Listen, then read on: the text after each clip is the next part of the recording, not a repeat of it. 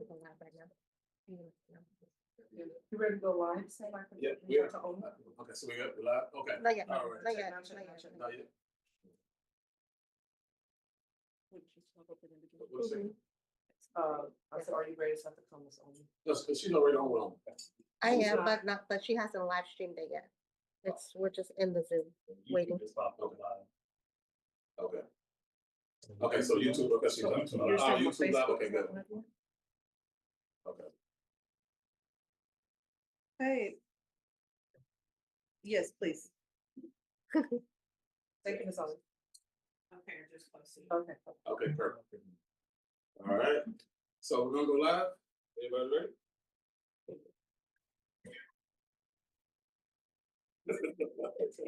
All right, so, all right, let me know when you're ready. All good? Okay. All right, everybody, we're here, Sammy Bean, by the way, VP of Sales, Build Network, and we're here with the founder and creator of Zeta, Mr. Kevin Ross. Man, thank you for coming. Like we just said a moment ago, the value of my house went up when he stepped through the door. We're looking at a future billionaire, guys. What he's going to talk about today is a legend. I mean, it's something that people pray, for moments like this where they have the opportunity to be in a place what we call first movers advantage to get something before everybody else knows it exists.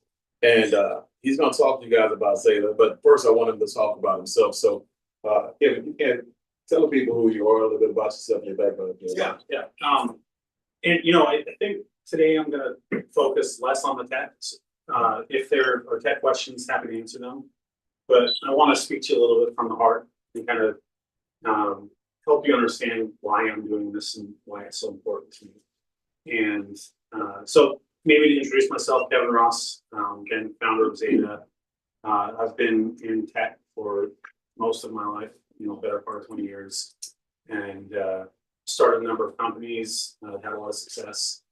And there's two stories I'm going to tell you that I think really shaped me and kind of caused me to become who I am. One, I started my first company. I co-founded a company called Smart Road. We sold that to a Blackstone portfolio company called Vivint. And it was a really interesting experience for me because, Helen remembers this. We were broke, and she was pregnant with our first child. And in the moment, it felt like it was the most stressful, right? You're having a baby on the way, no money. What are you going to do? All the uncertainty, building a new company from the ground up. And, I remember when we sold the company, this was the first time where I had more money than I knew what to do with. And I thought, finally, I've arrived. I've hit the goal. I've gotten to the top of the mountain. And I remember, I ended up, becoming the chief strategy officer for a multi-billion-dollar company that bought us. And I remember thinking to myself, wow, I'm got all the money in the world, making $500,000 a year salary, and was miserable. And I remember looking back on when we were broke, but I was building something, I was working towards a goal, and thinking, wow, that was a really happy time in my life. And now I'm in this big bureaucratic machine and miserable. And so that's when I'll kind of weave these stories together and tell you kind of why they matter. But that was a really, really pivotal moment in my life. And what it taught me was that happiness is really about purpose.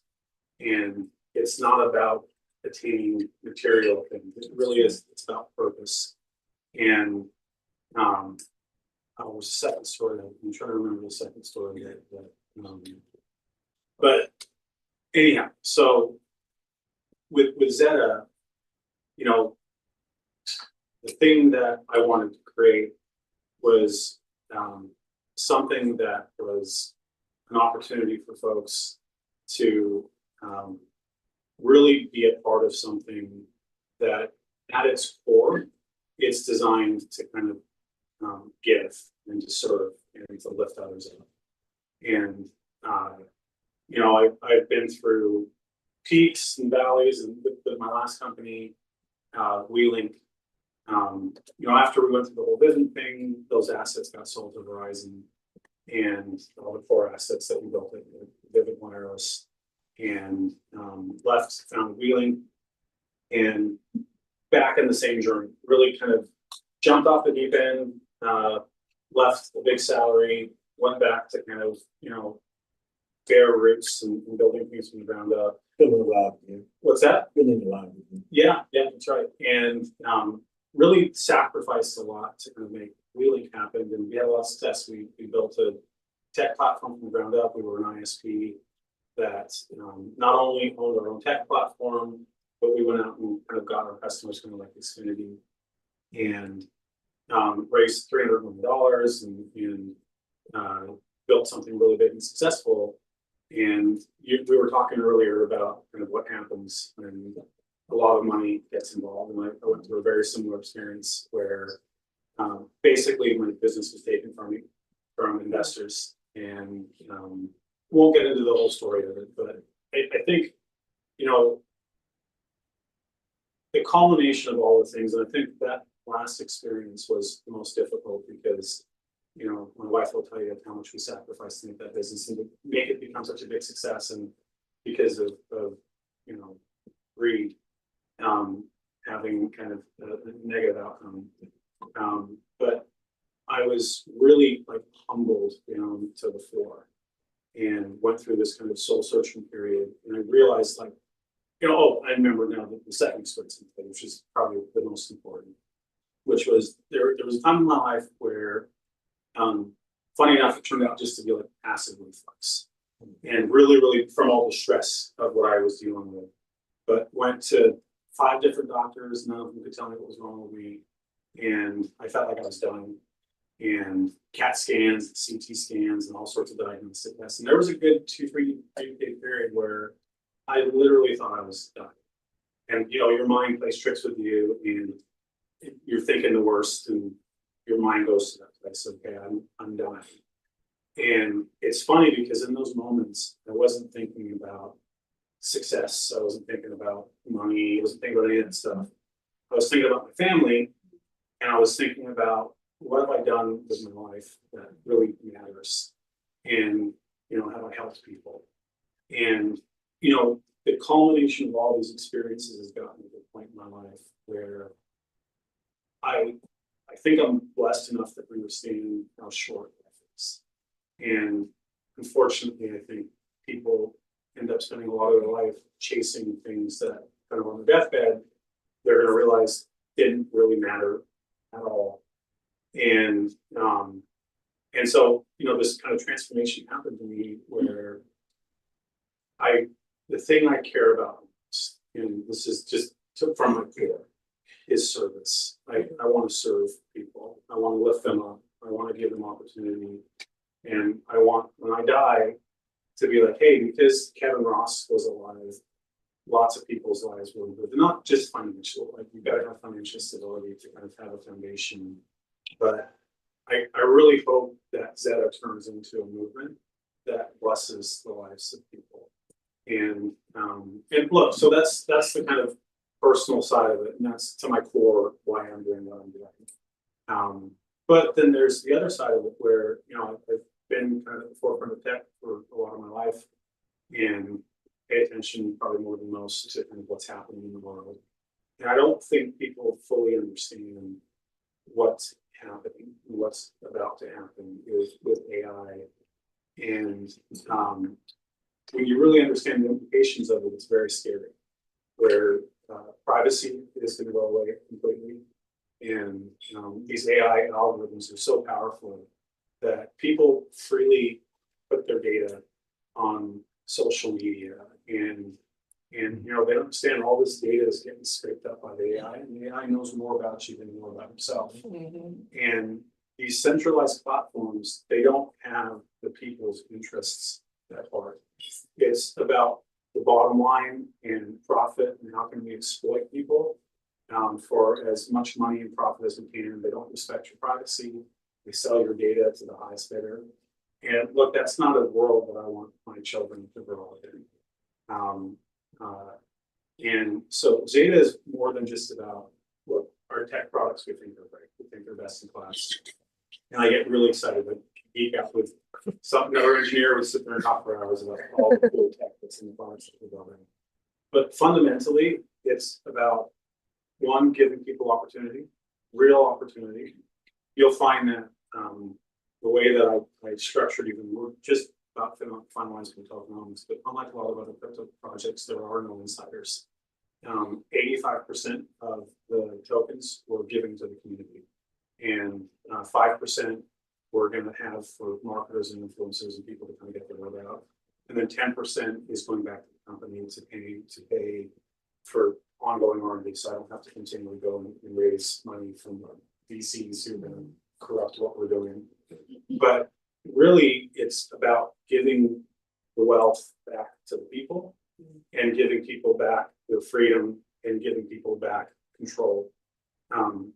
Back to the earlier point I was talking about with data, you look at the Web 2 platforms that are out there, it's called Web 2, Facebook, Instagram, Google, YouTube, all centralized ecosystems that, again, people just willingly give their data over to. There really isn't a platform. There's this big buzzword Web3 that's really prevalent in crypto. But if you look at the infrastructure that this Web3 rides on top of, it's all centralized infrastructure. It's servers and data centers running centralized networks, and still with the ability to kind of capture your data. And so what we wanted to focus on was building a truly decentralized Web3 infrastructure. And another aspect that was important to me was I looked at some of the other projects. I'm a newer convert to crypto. Before I was mostly kind of in tech and business, and you know, as I look at some of the other projects, they're hey, buy our nodes, buy our products, and you're going to get token rewards for it. But the inherent products themselves didn't have intrinsic value to the people that were buying. Really, they bought the box just because they wanted the token, and sometimes what are promises, hey, you're going to become a millionaire off of the token. And for us, we said, look, we want to make sure that the boxes that we're putting in people's homes and businesses, that they're useful and they actually have value to it, regardless of whether there was a token involved, you know, or a crypto project, that the box itself was a compelling value. And so if you look at kind of the breakdown of the boxes that we're offering combined, they created a decentralized platform, but there's utility and use for the box for the person actually purchasing it. So for example, the Wi-Fi 7 box. Prior to Wi-Fi 7 coming out, and we talked about this a little bit earlier, but Wi-Fi has now become a bottleneck in connectivity, where you can get a gigabit to your home, but Wi-Fi 5, Wi-Fi 6, typically the fastest speed you'd actually see to your device was 500, 600 megabits per second. With Wi-Fi 7, no longer is it bottleneck.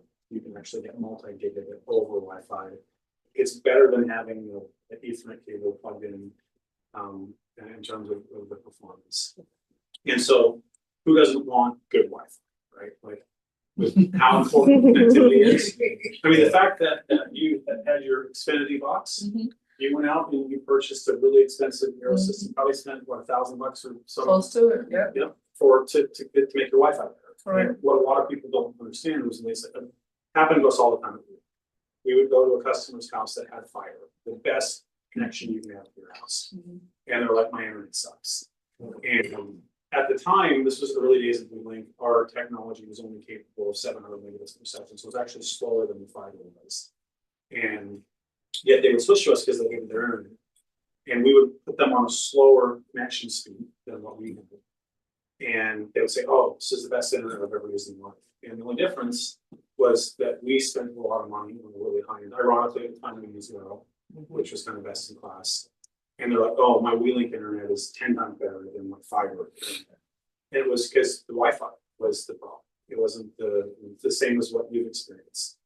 And so the thing to understand with the Wi-Fi box is it is the best quality Wi-Fi you can get right now.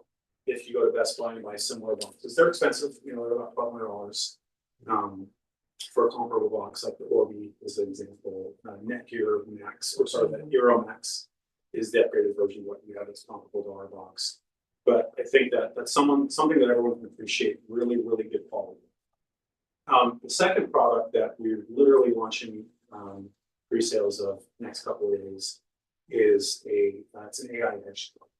And the way to think about this is it's a computer, but it has a special AI processor in it that's meant for inference, meaning that you can create and ask it things like ChatGPT. Mm. So it can process ChatGPT type inference, but it has hard drive in it. It has a regular CPU, memory, and the ultimate purpose of that box is to replace a server in a data center. But again, in the spirit of, hey, we want that box to have utility and value, where someone would buy that box independent of any type of blockchain project because it's something that they value. And what we're turning that box into is a distributed cloud storage platform. Where another thing that a lot of people don't understand, when you upload your photos to Dropbox or iCloud or any of these kind of cloud platforms, guess who has access to all of your private data? The big cloud companies. And with AI kind of in the picture now, I don't know about you, but I don't want all my personal family photos up for AI to scour and to create a profile. And so I've been lucky enough that there's a gentleman, Alan Peacock, who ironically Vivint bought his company as well at the time, did his research at MIT, and he created a product 10 years ago called Space Monkey, which ultimately got acquired. But it was a concept where essentially you put a hard drive with a processor in someone's home, and kind of like, I don't know if you dating myself a little bit here, but BitTorrent, Napster, and all these kind of peer-to-peer type file sharing. He was able to successfully create a cloud storage platform that if you uploaded all of your files on your phone, it's an app just like Dropbox. You back up all your files to the app. It will keep an entire whole encrypted copy on your local device, but then it will take that file, chop it into hundreds of little pieces, encrypt the little pieces, and then send it to other people that have boxes out there. And what's beautiful about that model is, one, it is ultra secure. That one, encryption is basically impossible to get. With encryption, you need a quantum computer. And once quantum computers get mature, and say someone had a quantum computer and your tiny little piece of your photo is on some other box in some other home, they're never going to get a full copy of your file. They get just a tiny little piece of it. And so it's very, very secure way to store your data, incredibly redundant. So you'll never lose your data. Your device could fail at home with all your stuff on it. And then 50% of the other boxes, anywhere in the 50% simultaneously, which is statistically impossible. Imagine your box fails at the same time, 50% of the other boxes, about hundreds of boxes out there, and you still don't lose your data. And so it's a secure way to store your data. And the best part about it is even Zeta has no ability to access that data.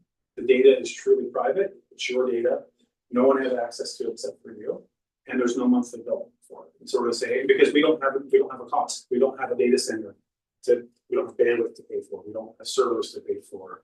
It's people putting boxes in the home, using 50 cents a month of electricity, which no one cares about. And then there's truly a platform where get rid of your $10, $15 a month bill. You get 2 terabytes. You buy our box, you get 2 terabytes of cloud storage for free for the rest of your life. And so those two fundamental boxes are kind of like the underpinning of the whole platform, where you've got compute, you've got storage, you've got memory, everything that a server has. You have it connected to a router with really good Wi-Fi. And then the concept is really simple. It's listen, give yourself the best Wi-Fi you can get right now. It's gonna make it's not gonna fix. If someone's got horrible internet, having a good Wi-Fi router isn't gonna fix your internet, right? It'll make it the best your internet can be. But get great Wi-Fi in your home. You get secure, truly private cloud storage where you know that your data is not being accessed by a third party. And then once we get enough density in neighborhoods, that'll happen organically in some places. In other areas where we have door queues going out, that force that density. But it depends on the neighborhood. right? And all about the density. Some areas, you need less than 1% of the people to adopt it. In other areas, you need 10% of the people to adopt it. But once you get enough density in the neighborhood, then the real magic happens where we can then take over and replace Xfinity, Charter, Spectrum, all the cable companies, all the fiber companies. And this is kind of my bread and butter. This is what I did for 20 years, where we developed the category of technologies called millimeter wave wireless.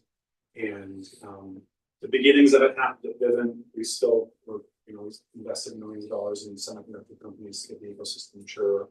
Didn't quite get there. We got there, what we deployed commercially was an earlier version of the tech. But with WeLink, we actually perfected it and did large scale mass rollouts where I would encourage you just to see how good the tech works. Go read the reviews of WeLink. Very, very low attrition, competing directly against fiber. And we actually were the internet service provider for homeowners. What's really cool about that category of tech, millimeter wave wireless, is it's not like T-Mobile wireless, where you've got limited capacity. You can scale these networks up today to multi-gigabit faster than what you have anyone else doing with a cable company. But if you look at the tech that's emerging, it is truly remarkable. I mean, in labs right now, they're doing speeds of 900 plus gigabits per second, almost a terabit wirelessly. And over the coming years, we will have the ability to do terabit per second. And so what are you left with when you have clusters of people that have little mini servers in their homes and really, really good Wi-Fi, and you put a little repeater on their roof that brings them internet into their house? You are left with a decentralized compute platform. And maybe another thing to talk about is why has the internet kind of taken the shape that it has? From the early days, it started out peer-to-peer, BitTorrent. Most of the traffic was people sharing files with each other. It's that as the applications got really advanced and video sharing, all this kind of happening with applications, the networks that were built, they weren't designed for serving traffic. They were designed for consumption. Meaning that even with your cable company, which most people are in your situation with the type of connection you have, they don't have fiber, they have cable. And you can get, we just saw what, 1.5 gigs down. What was your upload? 30 minutes.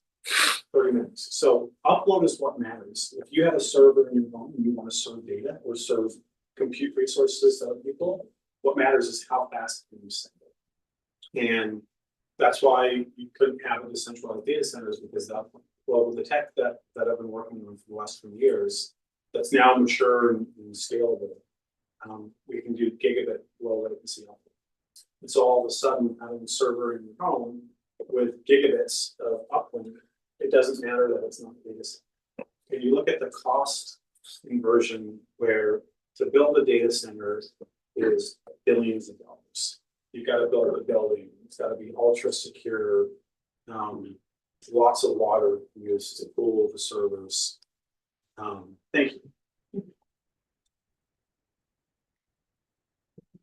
Tens of millions of dollars in electricity versus a model like this where boxes in people's homes, how much did that cost us? Nothing. In fact, it's profitable for us to deploy these boxes. How much did it cost us to build the house? Nothing. The people donate the house to us by having the boxes in. And how much do we pay for electricity? Nothing. These boxes use typically under 30 watts, the same as a standard Wi-Fi router, same as 50 cents a month, $1 a month, nothing that people even care about. And so essentially you ended up with a truly decentralized platform where my vision of the future is one where we enable these emerging blockchain-based Web3 social media platforms. We won't be that.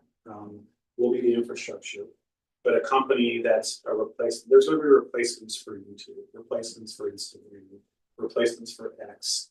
And there's a lot of them kind of already out there emerging.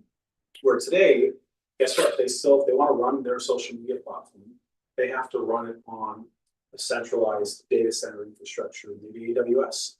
There's been examples where AWS didn't agree with, certain groups, and they have that ability to kind of shut down platforms and act as gatekeepers. And with what we're building, what we hope to encourage is a world where people's data is respected, and their privacy is respected. Your data is not mined. And you have kind of what Web3, what they're touting, what everyone's excited about, and it's something that's truly decentralized, truly peer-to-peer, and built by the people. And maybe the last thing I'll say, and what really, really excites me, and this is kind of what I hope my legacy to be in my life, is look at how big Google and Facebook and all these massive, I mean, you look at the top 10 largest companies in the world. They are the data companies, the big cloud companies. And do they use that wealth for the benefit of the community? No, they don't. And the market is absolutely massive. It's about 3 trillion today.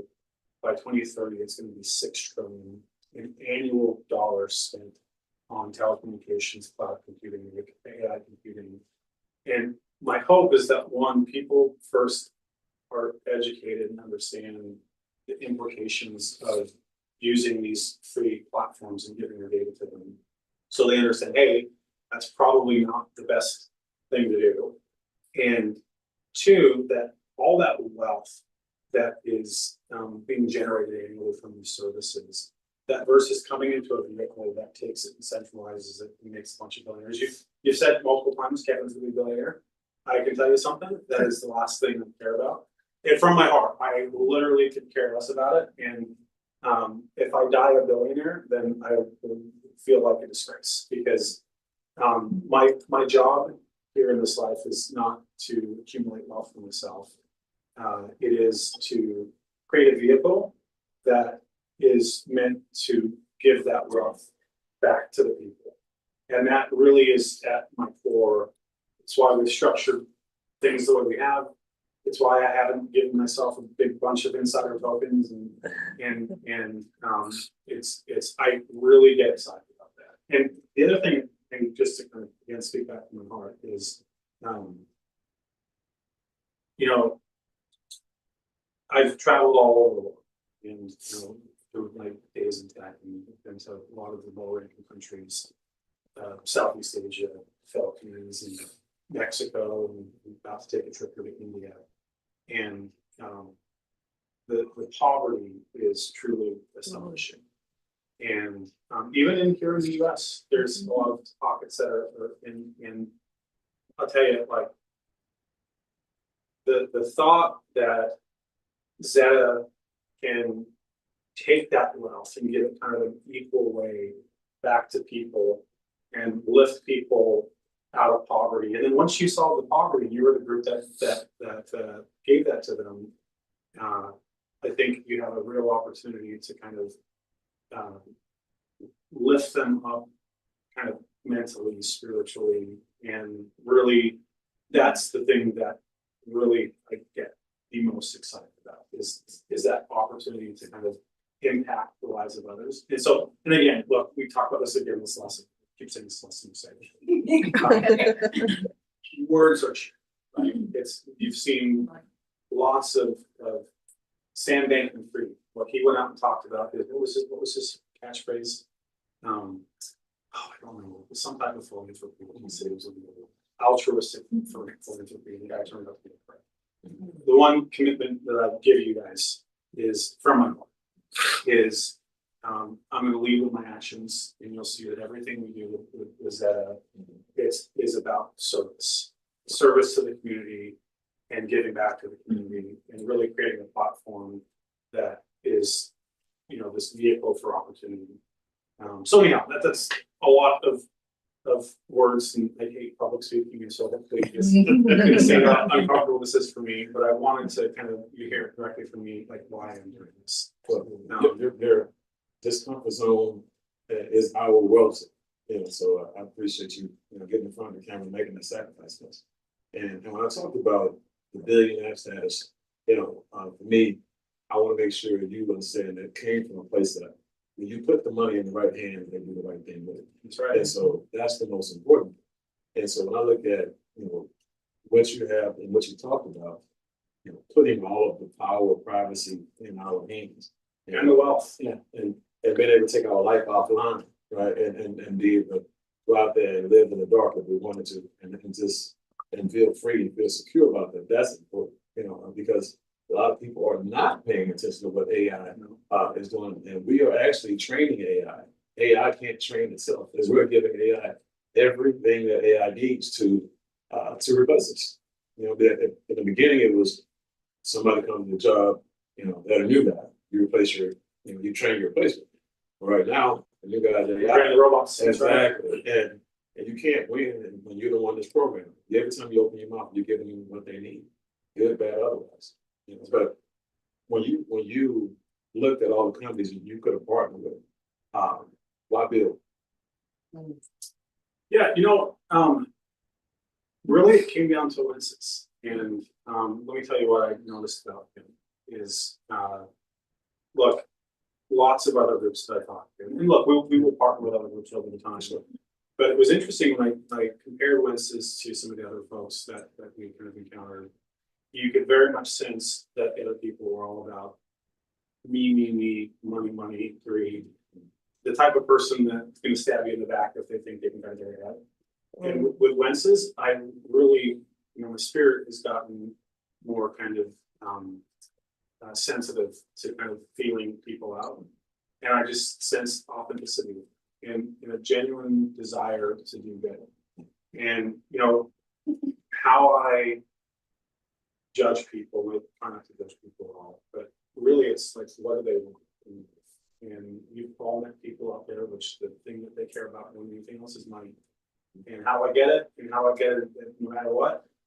And, you know, I didn't sense that. It's like the sense that he has a genuine desire to kind of help people to do good. And it really kind of resonated with me. I'm sure you all know him better than I do. I'm sure that everything I'm saying resonates with you. So I think we really clicked on that. And it's been a great partnership. And I think from the, I'm really excited about it. It's been And what you said resonates with a lot of people who talk to me.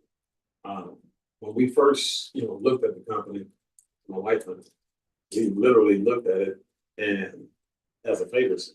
And, you know, I said, you know what, they got some things going in the right direction. You know, these services that they have now, these services they have coming, that's great. It'd be cool to get your hands in there and be able to meet stuff and help some people make some money. But then they flew me out to California, and when I met Wences for the first time, I actually sat down and had a good conversation with him and his wife. And she's just as amazing as he is. I called my wife and said, hey, look, I'm gonna have to stay another day or two because I think we found something special. You know, basically, and that something special wasn't Bill, it was Wences. He's probably the most generous person I've met. And yeah, when I say genuine, generous, he'll give you a shirt off his back, but to the point sometimes I tell him he's too generous, sometimes he's too open. And so we have to kind of rein some of that back in, but you know, but she complains the same thing. yeah, and so, there's just some people out there that they'll take that from you, and they'll make you resent the fact that you had an open heart. That's right. You know what I'm saying? And so, you know, it's and we have to protect them from themselves. And so, which is why we're here.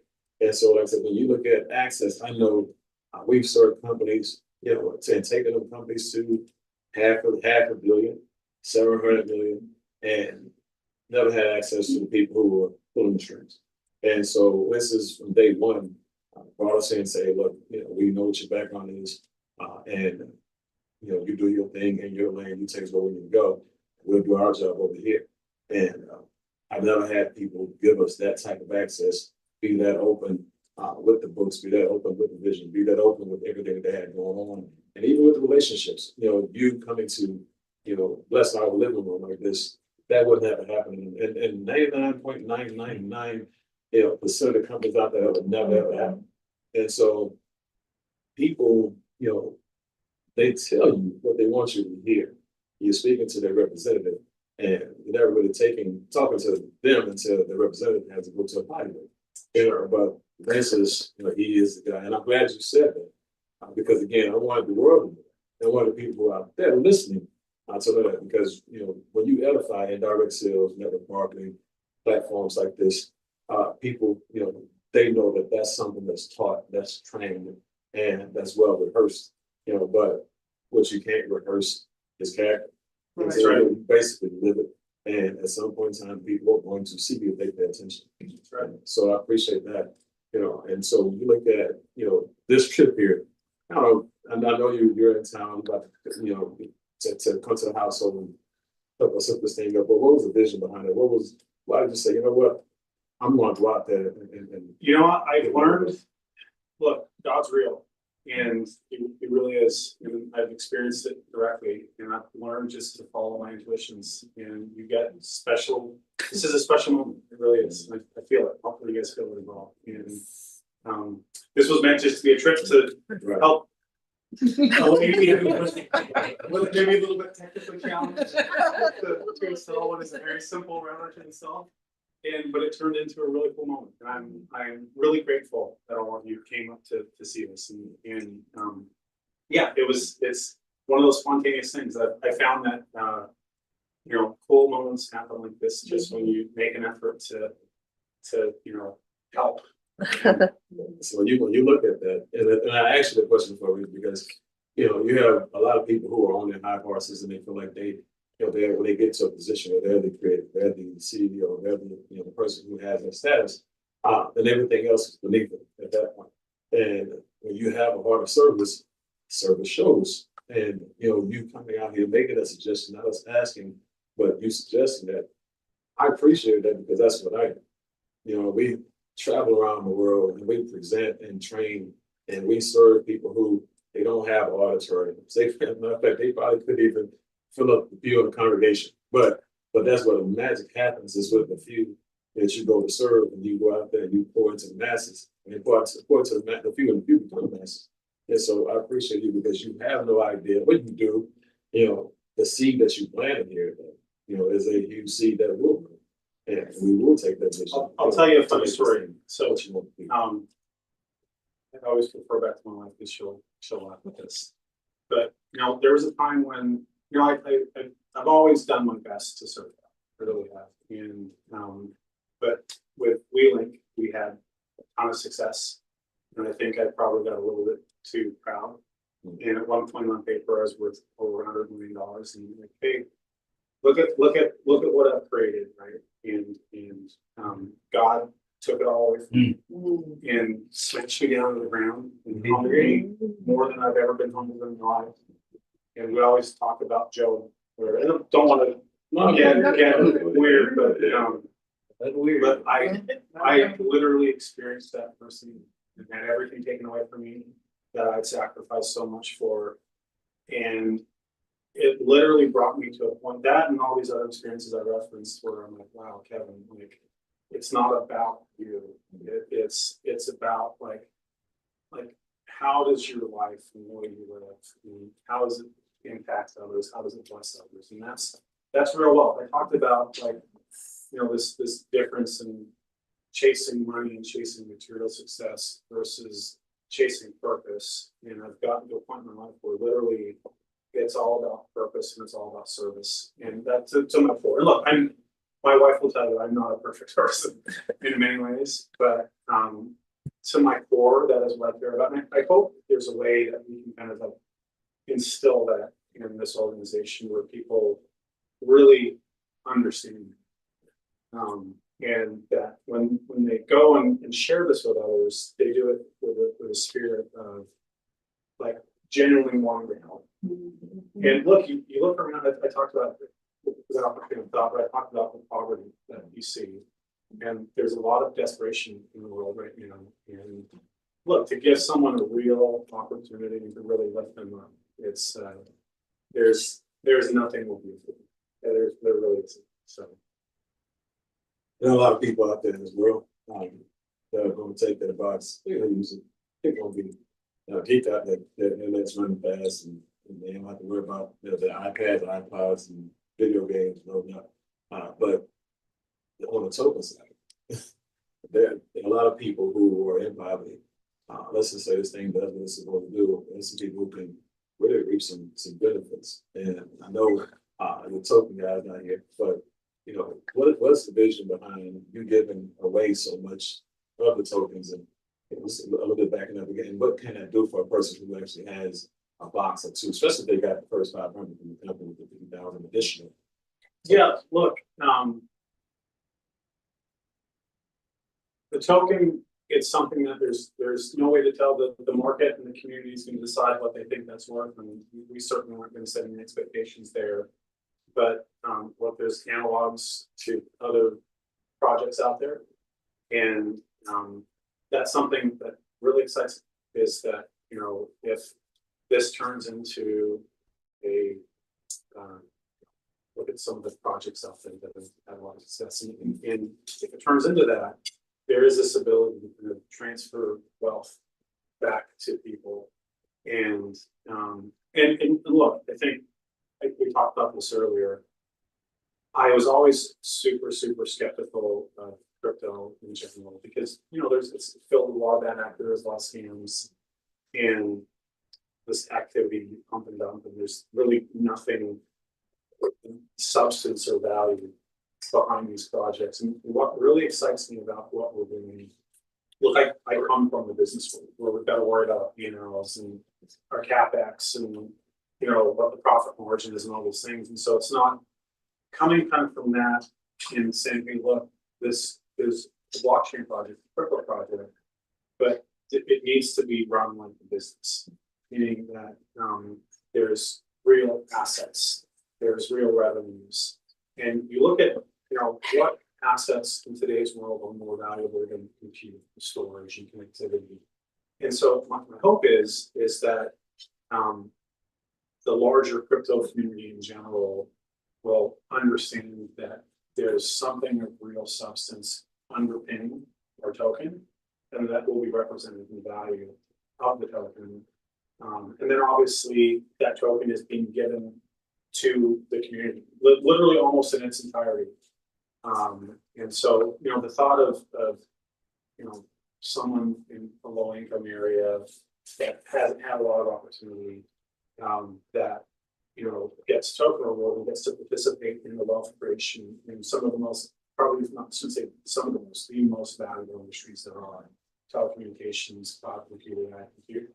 That's really exciting. And look, it's really simple. It's all that this takes. That one thing that my commitment, I've been hardcore tech guy my entire life. I feel like I've delivered really quality tech products, and it's no longer about the technology as much as it is just community adoption and helping people understand, hey, when you choose to come be a part of Zeta, you're choosing to vote on the types of platforms that you want to use in the future. Do you want to continue to give power to the centralized platforms, or do you want to give power to a platform that is really the people's platform? And that's very much what we're trying to do. So, I'm excited about all of that. As you just said, and then for me, I'm not a tech person. My wife is the closest thing to tech in the house. And so she gets to sign with tech like she gets to sign with taxi. So so I'm a marketing guy, but you know, we have a living room full of people, and what I want to do is I definitely want to take a question or two real quick, and you know, for somebody, people in the audience, if you're here, you know, you've earned the right, you actually have the box. Looking forward to you know, you guys and testimonials and videos and stuff for the box, let everybody know what we have our hands on. But we'll take a question or two or three, you know, for those of you. yeah, make questions you get one. Yeah. What is the story the behind the name Zeta?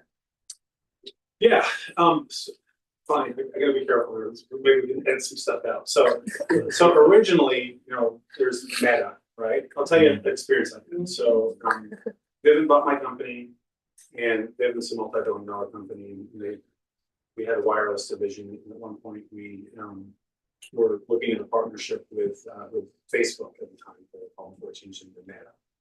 And so we went over to Menlo Park, and we met all the senior executives at Facebook and had lots of meetings with them, and we got to know the team pretty well.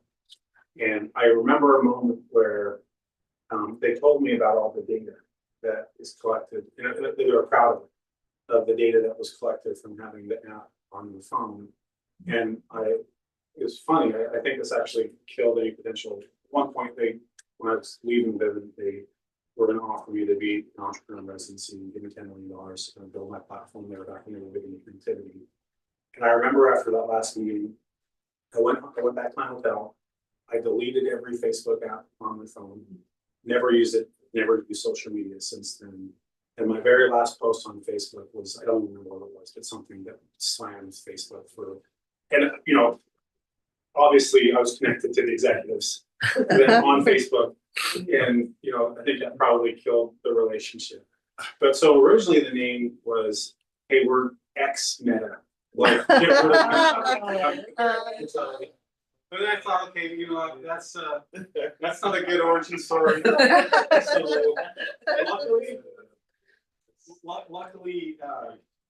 luckily Zeta is an undefined term. And so I'm gonna define it myself and give it meaning. And Zeta is the mountaintop.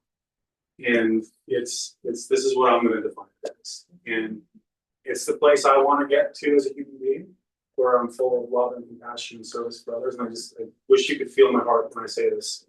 And I want to bring other people up there with me. And that's what Zeta is. Zeta is the mountaintop. Zeta is Yes. no ex-Meta. Let's leave that out.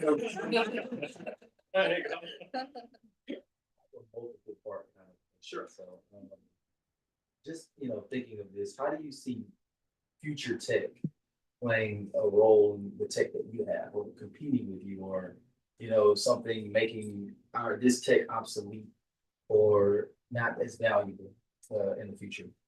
Yeah, look, so it really comes down to the basic capabilities of individual tech components, right? So there's connectivity is a big part, right?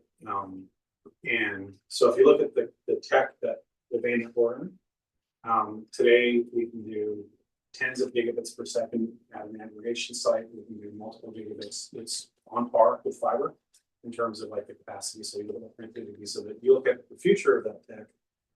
Some folks are calling it 6G, but there are chips in labs right now that are doing 1,000 gigabits per second wirelessly.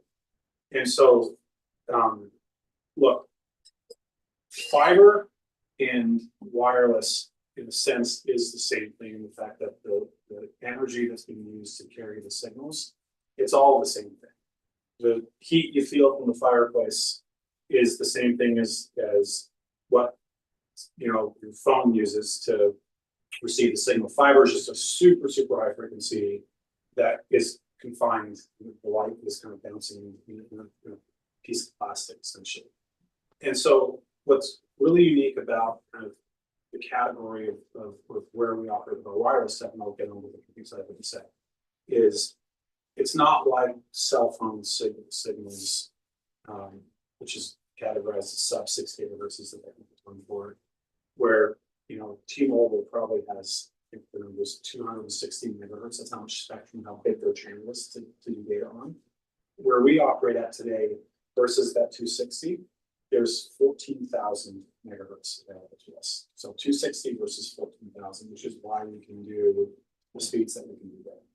If you look at the bands that are now being made accessible by the new semiconductors that can operate at higher and higher frequencies, there's 200,000 megahertz. That's the one. That's the reason fiber is so fast, is because of how big the channels are. And so from a technical perspective, on the connectivity side, there's really nothing stopping this from scaling the same way that fiber does in terms of like capacity. So that's the connectivity piece of it. On the compute side of it, compute is compute, meaning that it's all kind of commodity chipsets that everyone has access to. And so what you're going to see happen is as the chips get faster and the AI compute gets faster and the hard drives get bigger and cheaper, there'll be new versions of our boxes that update it. So it's less, the level of success we have is less on kind of a new tech coming and also in us. It's more about community adoption and marketing. I think is the big thing. If we're successful in marketing community adoption, that itself is going to give us the resources to make sure that our tech is kind of, because there's nothing from first principles way describes it from the first principles perspective. There's nothing that stops this tech from kind of scaling and competing, but it really comes down to human adoption, so. Sorry if that was a long-winded answer. No, it's good, great. And then that's why it's important for us to get out and know, because at the end of the day, you know, you look at companies, give an example, one real, you know, low level example, look at McDonald's, the number one in sales. Nobody knows who number two is, but that means that everybody else is going bad. Then they all sell different burgers, right? And a lot of burgers are a whole lot better than McDonald's, but you know, we get out here and run, we take up the market share. One or two may convert. If everyone gets to convert, we still have thousands and thousands of them that say, out there, because when people have something that they love, people don't like change. And if they can afford it, you know, they're not going to change. And you know that, you know, to be true. You know, and so matter of fact, when you talk about the internet side of it, you know, when you get the enough boxes networked, and would explain that process and how we can now at some point in time, once we get the communities networked, we can offer internet. Yeah, so ironically, at WeLink, we did something very similar, where obviously it wasn't a crypto play, but the way that, and this is all kind of publicly out in the ether somewhere, versus going to cities and saying, hey, let us use your towers and let us use your utility poles and like traditional infrastructure. We would go into a neighborhood and we would first select, you know, a small percentage of homes, say, hey, you know, be a hub home for us. Let us put a little antenna up on your roof and keep it there. And then you basically become a part of the infrastructure. And then, you know, in that scenario, we would give those homeowners free in exchange. So you get rid of your bill forever, and then we put the solar repeater up on your roof. And go read the reviews, right? It's, I think in the markets we're in, probably the highest review ISP, you know, delivering multi-gigabit services. And for me, a eureka moment was when I saw Helium. And I was like, oh my goodness. I went out, I mean, we spent millions and millions and millions of dollars to give these platforms, where we would send a rep out, paying $300-400 for the number that I don't remember. But we'd pay a commission to a sales rep to go and get a hub home. We would then pay for, you know, at the time the equipment we used was more expensive than what I've developed, you know, and then pay a tech. You know, it was a lot of money per home spent doing that. And I'm like, when I found out about Helium, I'm like, wait a minute. These guys convinced hundreds of thousands, if not millions of people to go buy a box and put it on their roof and on their dime. And there's no value for them at all except for HNT token. I'm like, whoa, that is absolutely genius.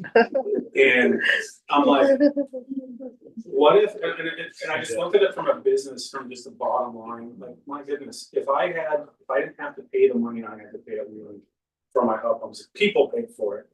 I'm like, wow, that is just a beautiful idea. And so I'm like, hey, how do I kind of package that in a little more value than just an HNT token? Give them really, really good Wi-Fi, give them really good private storage. And even with the box that we're here, it's going to extend your Wi-Fi bubble outside of your house. So, you know, your Wi-Fi that you have, it's the same Wi-Fi that's in this really, really high-end Wi-Fi 7, 4x4 manual. And you get Wi-Fi everywhere, your backyard, your pool, the whole thing. I'm like, hey, that's value. And it's something that people would want, those boxes regardless. And then I don't have to pay for it as a company. I don't have to roll out a truck or any of that stuff. And so it's really simple. You don't need a huge percentage. And this isn't appropriate for every neighborhood. I don't want to kind of give the impression that we're going to have ubiquitous Zeta internet service everywhere. If you live in a rural farm in Nebraska and you're on 20 acres and your next house is a couple football fields away, you probably will never get Zeta internet service. But you know what? Can you still participate in the community and add value to the network? Absolutely. Getting good Wi-Fi in your house, maybe another thing to kind of talk on real quickly. Sorry, Mike. No, I think faster than I talk, and my brain sometimes jumps around to kind of get a concept together. But a lot of people don't understand this. These Xfinity routers, every single one of them, if you read the fine print, which no one does, but and luckily this is pretty secure. I should say it's very secure. There's technologies like Passport is one of them, where when you have your SSID, there's Kim possible. Xfinity has their own private SSID that is publicly shared to whereas an Xfinity customer anywhere there's a Wi-Fi hotspot, indoor, outdoor, you're able to get on that network. And so for folks that where we won't be the internet provider ever because of geography of where they live, guess what? The Wi-Fi box and repeater on the roof, that Wi-Fi creates a little hotspot where others at a customer will have, imagine in Houston before we start offering internet service to folks, say we get 30,000 people to become Zeta Wi-Fi users and they eventually put a repeater on their roof. That's 30,000 locations where Zeta customers can use Wi-Fi in a secure way. It doesn't hurt your network. I won't get into the technical stuff, but you can put it in the VLAN, it's called a virtual local area network, where the traffic doesn't even see each other. Similar tech to what Xfinity does. And then even the cloud box, even though it's not connected to a really fast uplink, that could still contribute storage, certain category storage to the network. So it's still valuable and still deserving of being open to. But back to your question of internet.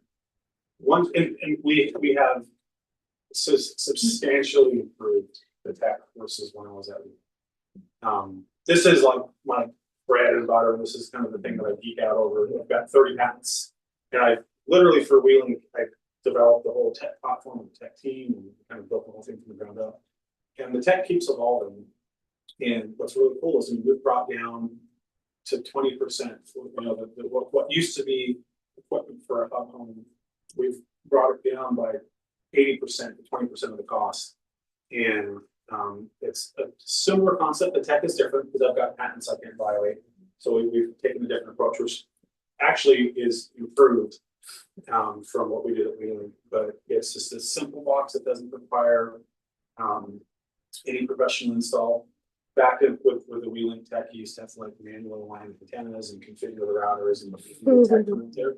This is plug and play. And once enough of these little repeaters get there, again, that small percentage depending on the neighborhood, those boxes, those little repeaters create coverage for the entire community. And then at that point, there's various ways you can bring them in.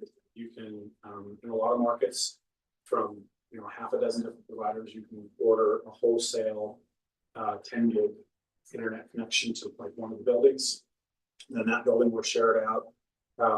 Also, we've got another radio that we're working on that's kind of a longer range that you can put up on like a traditional cell tower side of it. And then that will connect to one of the hubs. But really, it's just getting enough density of them in the community and then having an connection brought in. And then you will get literally the fastest internet, more than probably 99% of Americans have. So today our tech is capable of 2.5 gigabits per second, up and down. So that was as fast as it. And by the way, that's just like that's the beginning. It's crazy. Oh yeah. Think about people who trade. This is gonna be ridiculous. I mean, everybody who trades should have this in their house. What was the second part of the question? But I think that was pretty much it. It was just multiple parts. But he explained it. Sure. All right, so XYL, I was there. Helium, I was there. What's XYL? It's a internet-based protocol where individuals have these devices. They put on the keychain. They drive around.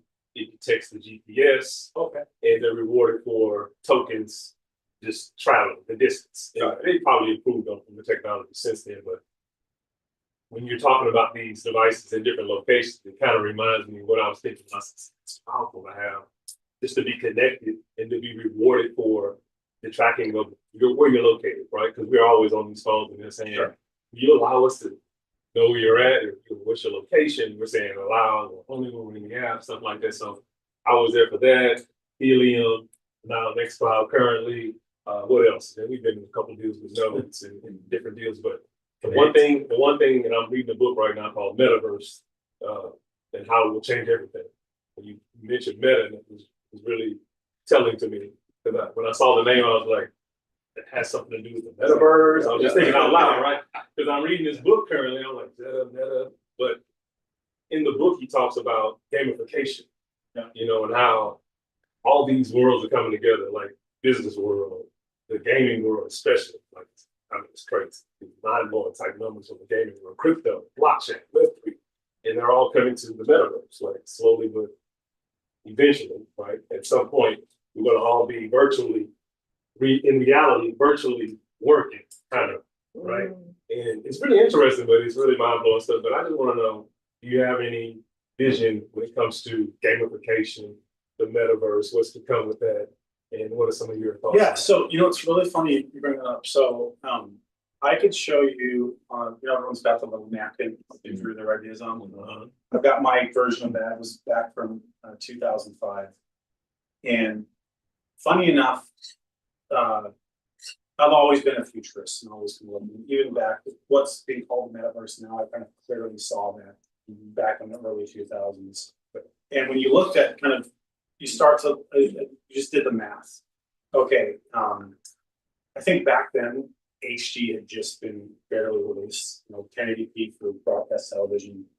And you looked at the data rates necessary for VR. Because I can tell you, in our lifetimes, that is going to happen. You're gonna look at the AI stuff that's being created, or how photorealistic the video games are going now.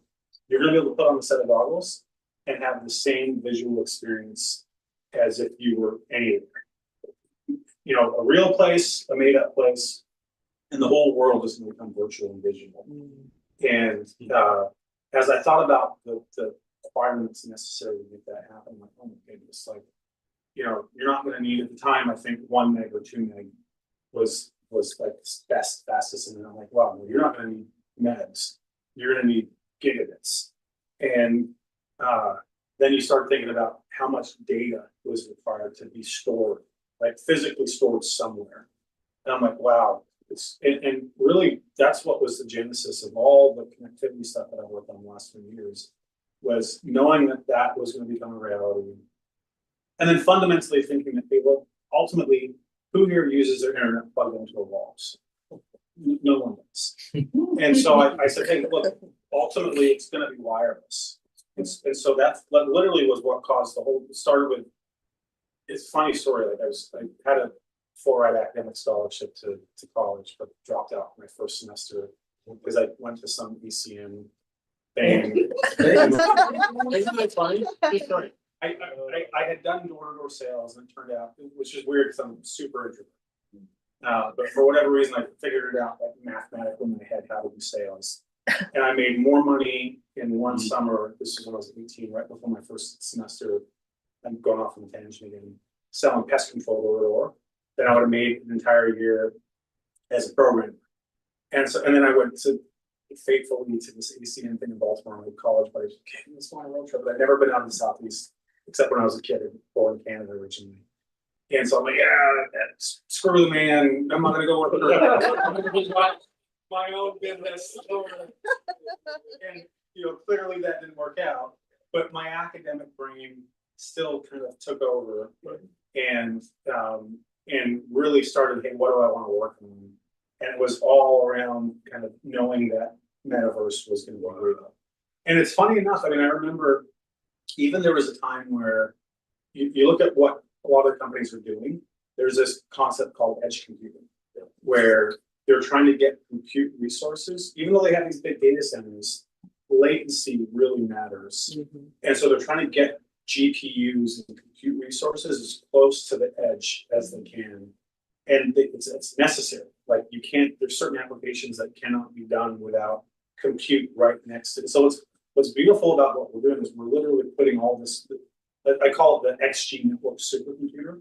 The network is the data set, where we've got these network elements, Wi-Fi routers and edge server nodes and repeaters and tower aggregators, but you're putting the compute inside those devices, and they're connected so fast to each other at such low latency, it doesn't matter if they're not in the data center because of the connectivity. So fundamentally, the platform that we're building, that's really what it's designed for. It's designed to be kind of an infrastructure layer. And that's what's so different about, you look at Nextcloud and Helium and some of these other projects you referenced. Helium, the fundamental flaw with that model is they will always be, unless they change and they see this video somehow later on and say, hey, we should do that too. But they can never provide the actual connectivity to the end user. They're just sharing that connectivity and repeating it. Nextcloud, from what I don't know a ton about them, but from what I've seen, they're not actually having like permanent server type devices. It's like, hey, run this code on your devices or on your laptop. And that your laptop may be turned off, the battery may die, you need permanent, kind of reliable compute to be there. And so what's, I think, unique, I have not seen another project like this, is our infrastructure can provide the last mile. And that's, I don't know if ever you heard the term the last mile problem. It's because that's where the problem exists. That almost anywhere, Africa is an example where we did some partnerships there in my career. There's fiber all over the place, but 80% of the cost to bring a connection to a building, it's in that last mile section.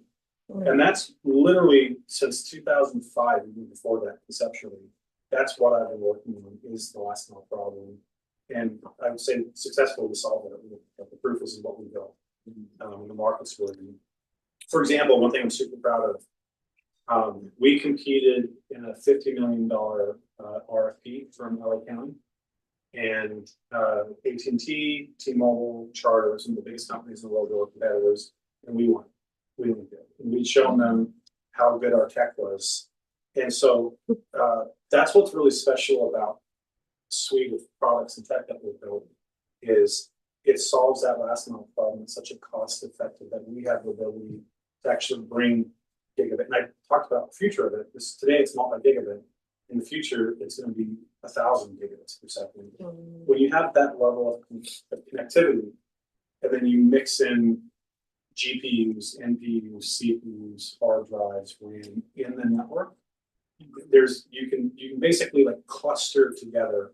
Like say you got 50 neighbors around you that have the little repeaters on the roof, and they have the little servers, and you can combine all the compute from those devices and use it as one kind of big computer that could do things like that. That can, I mean, imagine the power of 1 million edge servers with 1 million 4 terabyte hard drives, 1 million 16 base of RAM, 1 million NPUs that have, you know, today a couple gigabits, in the future 1,000 gigabits of low latency connected. It's like incredibly powerful. And one of the applications, back to your point, is going to support those types of things like metaverse. Like, where is the data going to be stored?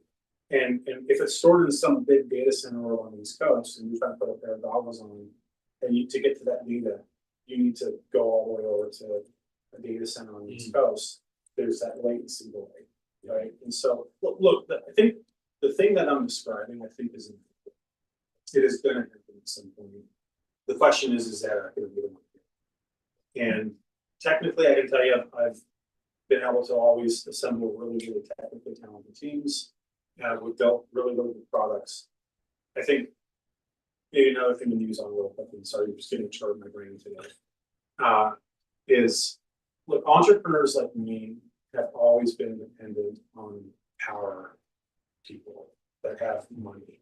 And I tell you, like, I remember back when we founded Wheeling, literally going, you know, falling on my knees and begging at the, you know, the VCs and the private equity groups. And it's just such a crappy system because, you know, those hundreds of millions of dollars that I raised, they come at a cost. And really, you think, hey, I'm the founder and I'm the CEO and I started it. But really, you know, what's that saying? He who has the gold makes the rules. And so, anyhow, I'm going off on a tangent. But what's exciting to me about this is that this represents an opportunity to keep it pure, where I'm not going to the big VCs that are going to taint the project and force their will on it. Like, I'll give you an example. Like, I remember this last. I got in trouble with my investors because I've always had a book. I've always cared about it. And when I remember, I'll never forget, this investor gave us $185 million. I wrote the managing director of this firm, big, long email telling him, hey, look, I know you're a private equity group. I know that you're here to make money and I will make you money. That's my goal. But you need to understand before you invest that I'm doing this also for reasons to provide connectivity with people and the low income, and those things matter to me. And I am going to do those projects. And so, you know, you can see some of the press online about this, but like we partnered with Mayor Bowser in Washington DC to give free internet to the Trinidad board, which is like really, really low income. In LA, became really good friends with Vandy Jones, who introduced me to Will I Am, you know, Black Eyed Peas. And we partnered with his I Am Asia Foundation and Microsoft. And it was one of the coolest experiences. Like we went to the projects that we grew up in LA. And me and Will I Am, I'll dig up this video and find it, show it to you, it's kind of funny. And then me going door to door after we built the network in the projects and asking people, hey, how's your really doing? And I remember I got in trouble. And by the way, it wasn't, even though it was free to the user, there was a government subsidy that the government paid us $35 a month or whatever the number was for those connections.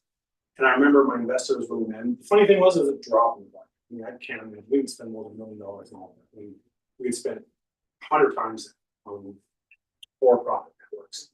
And it's like, you're going out and giving these unprofitable, we can go make $60, $70 a month here in kind of higher income. And you're going out wasting our resources to give, you know, free internet to people in the hood. And, you know, it really got mad at me for it.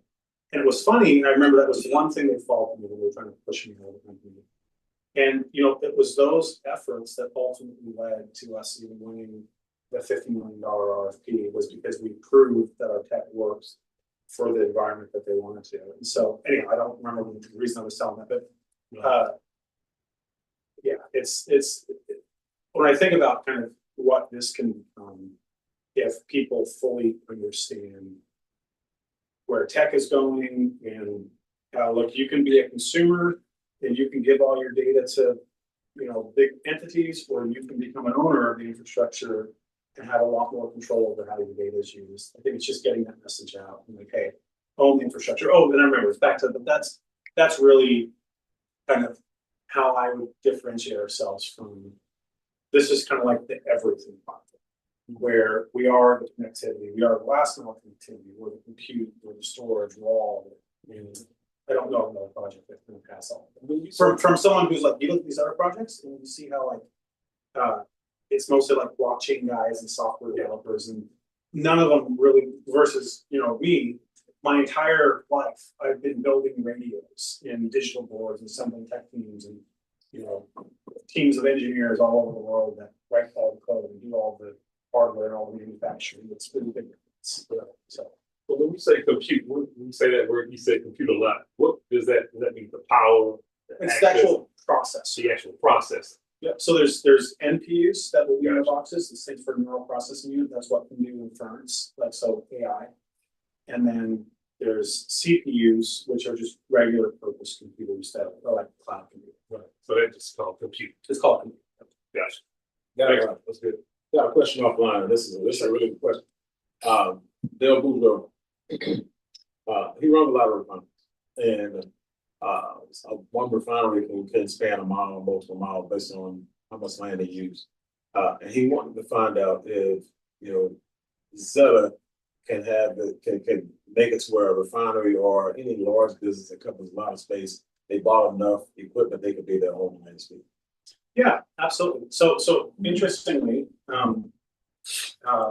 there is a part of our business. So I've given an exclusive license of my tech to Zeta for blockchain. And it's funny because now Zeta has become so much momentum, and I'm so excited about that. It really is where I'm going to put all of my effort. But there was a time when Zeta and tech was being built at the same time that, like, for example, we shipped some of our ISP focus boxes to ISPs in Mexico. There's a group in India that we're working with for that exact purpose. Hey, here's our kit. We're going to sell it to you for a profit. Go build a network.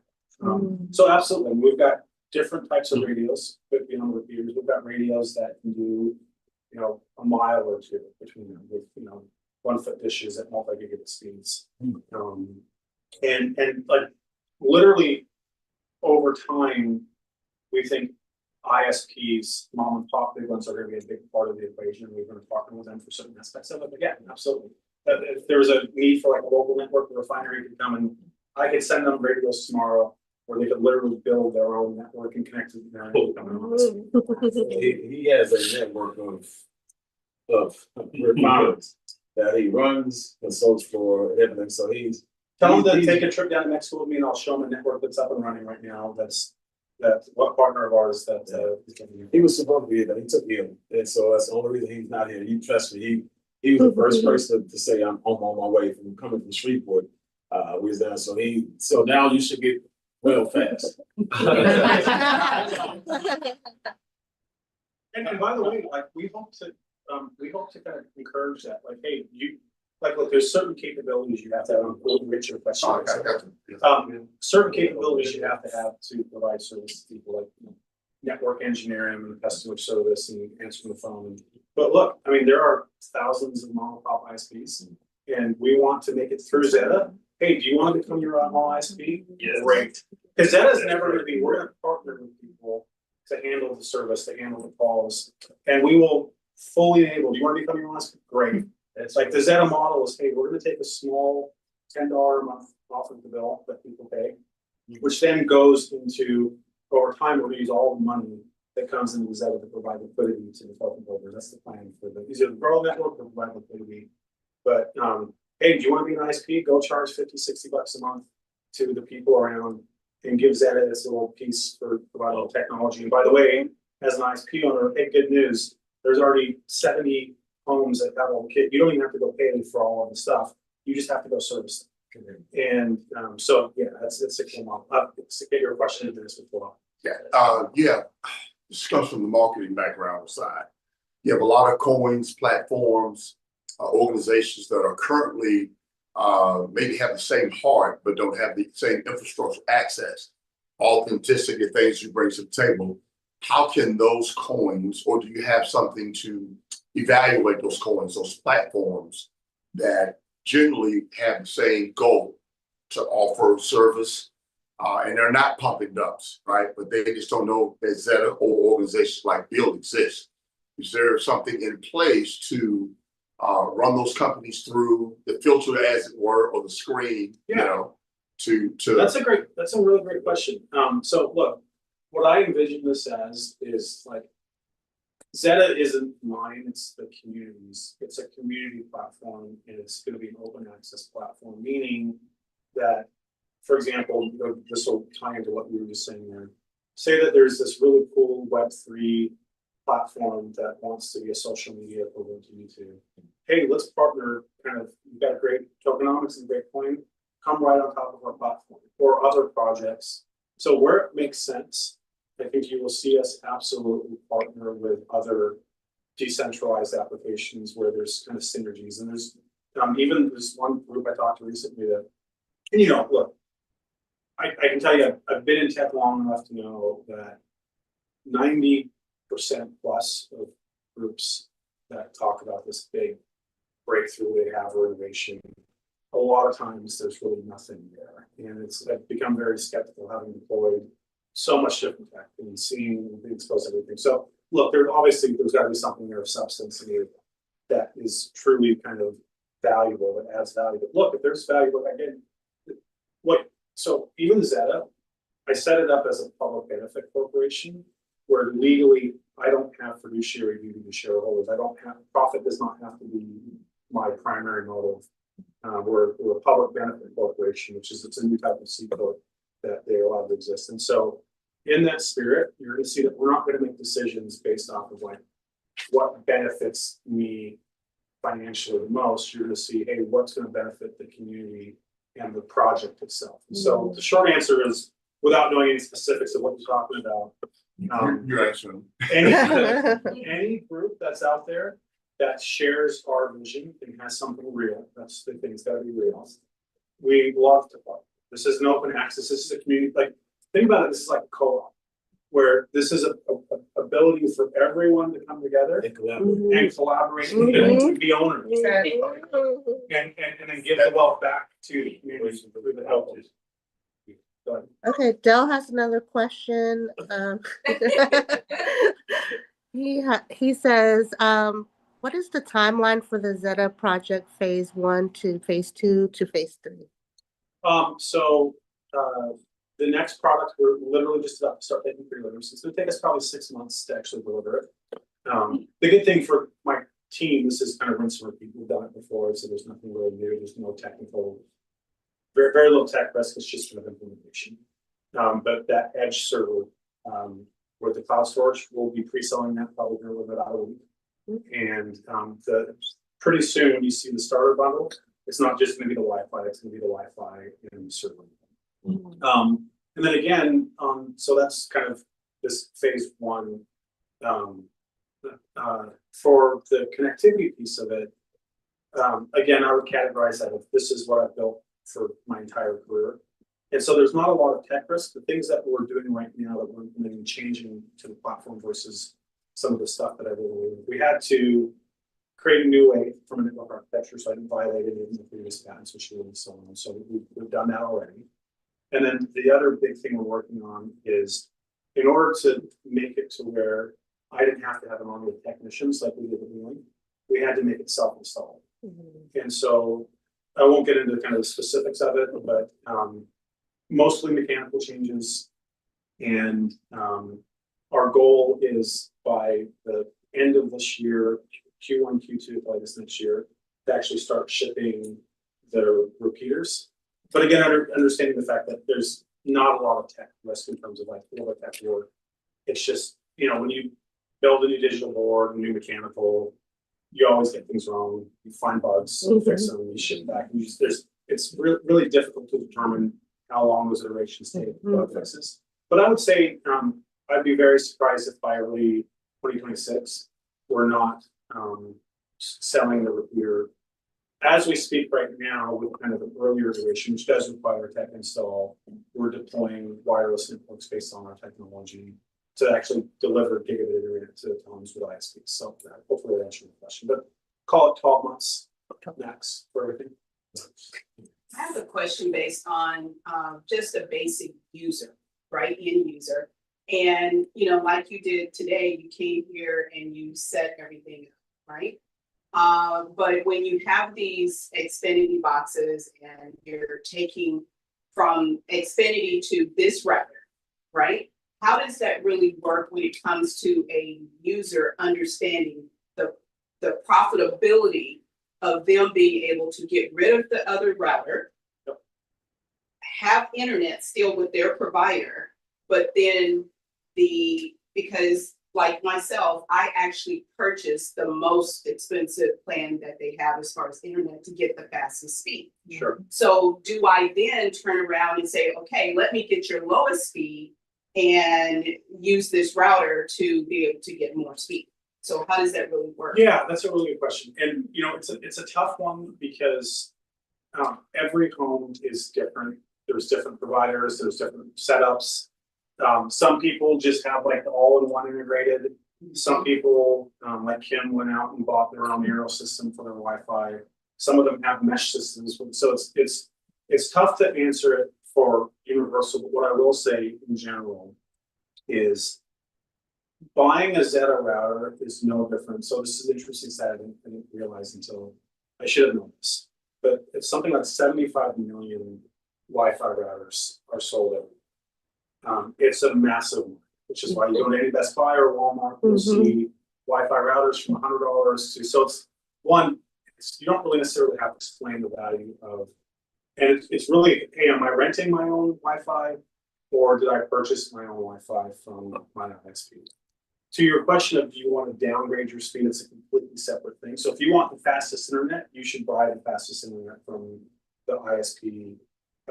This is not going to take say you've got a 100 megabit internet connection from your ISP.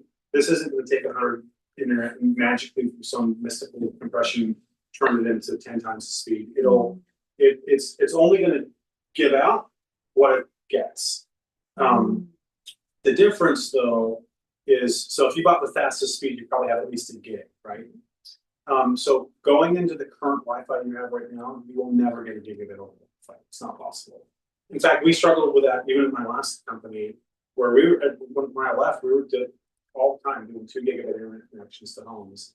But people would be like, I remember hearing this all the time. Hey, I'm buying 2 gigs. I never get 2 gigs when I do a Wi-Fi test. I'm only ever getting like 400 or 500 things. I'm like, okay, well, yeah, because you're over Wi-Fi. That's the fastest Wi-Fi can go. I said to prove you're getting 2 gigs, you need to go do a hardline speed test. We used to make them plug in a device physically to the port. And so the way to think about this, what this does for you is it lets whatever speed no longer is Wi-Fi the bottleneck, meaning that the wireless connection, as long as you have to have a Wi-Fi 7 compatible device.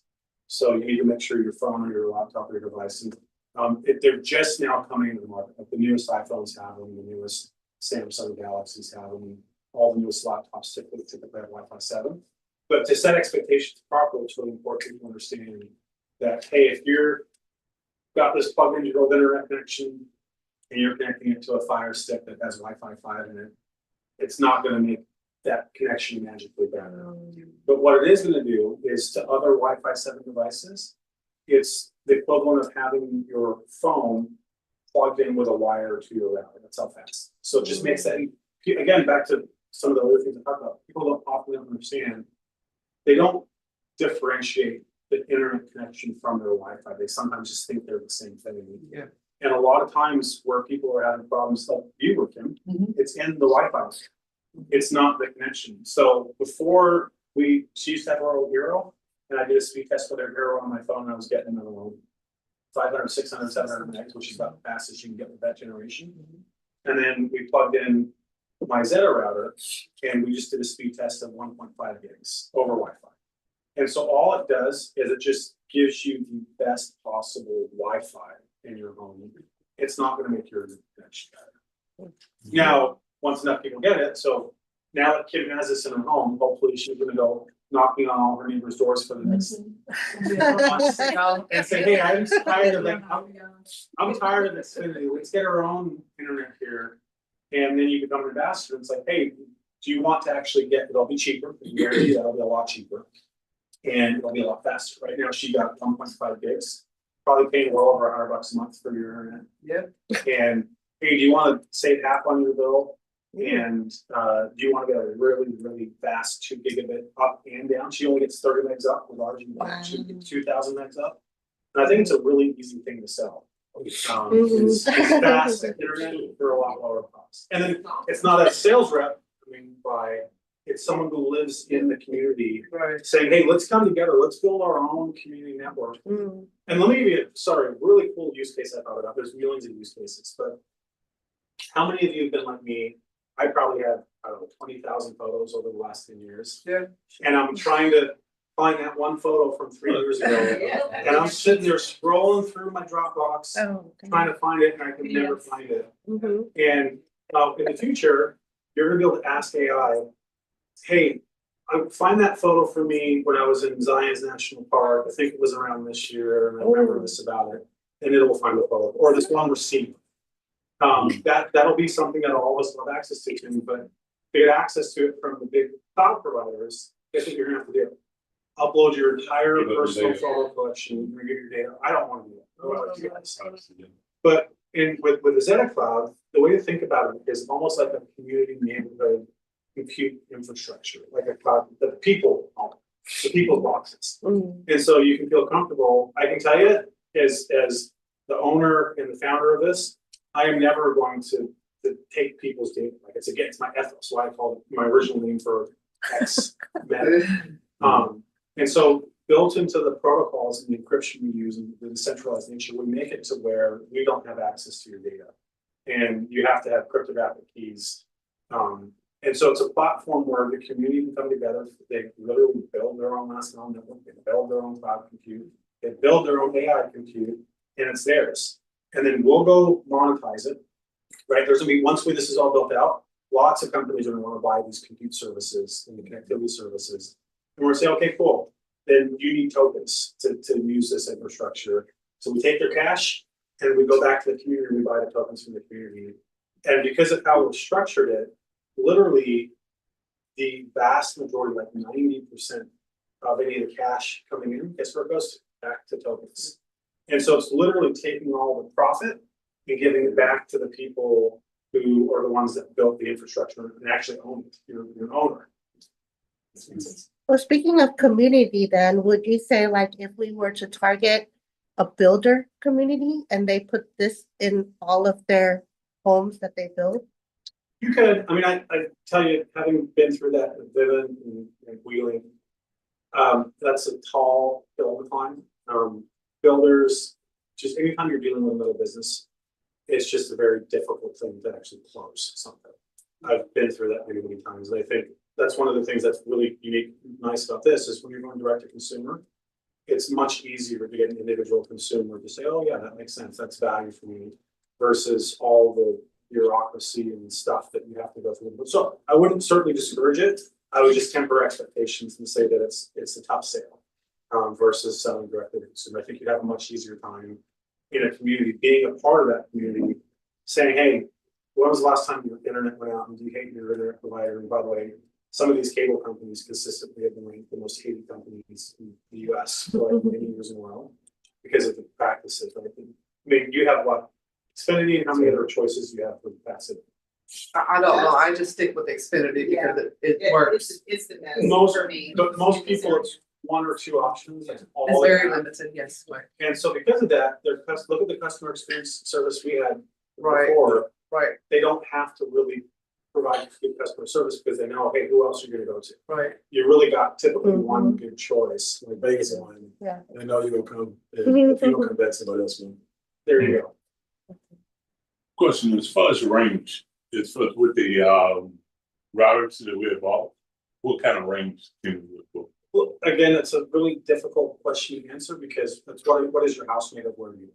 So do you have bricks on the outside of your house that attenuates the signal different from glass, or do you have E-coated glass windows with the metal film? That's like, might as well be metal. It is metal actually.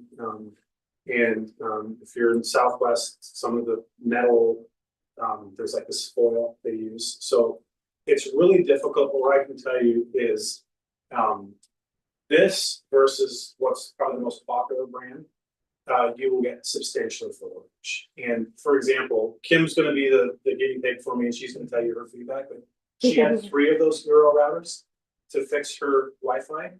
And now we've replaced 3 of them with 2. And I guarantee you, you're gonna get better coverage with those signal than you have with Euro with 2. So best answer I can give you is better. You have to go in your house, and the best way to do it is just do it before and after test, and like keep your Wi-Fi exactly what it is right now, and go to like 4 or 5 different locations in your house and do a speed test to see how good your Wi-Fi is. And then install our solution, go back to the same locations. I can tell you anecdotally, let me show you. So this is from,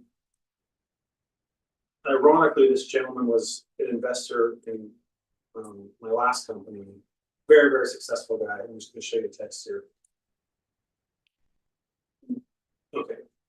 If you guys want to, how can I show that to the camera? Or maybe I'll show it to you, I'll just read it. Just got back from Flaming Gorge. First thing, tried routers again versus our Orbi instead of bringing Netgear. And finding is, download speed was almost 3x faster, 380 versus 900. Even my techno geek son is now a believer. He got it. So, listen, this is going to be really important that, because you guys are going to experience this firsthand as you go market these products. Right.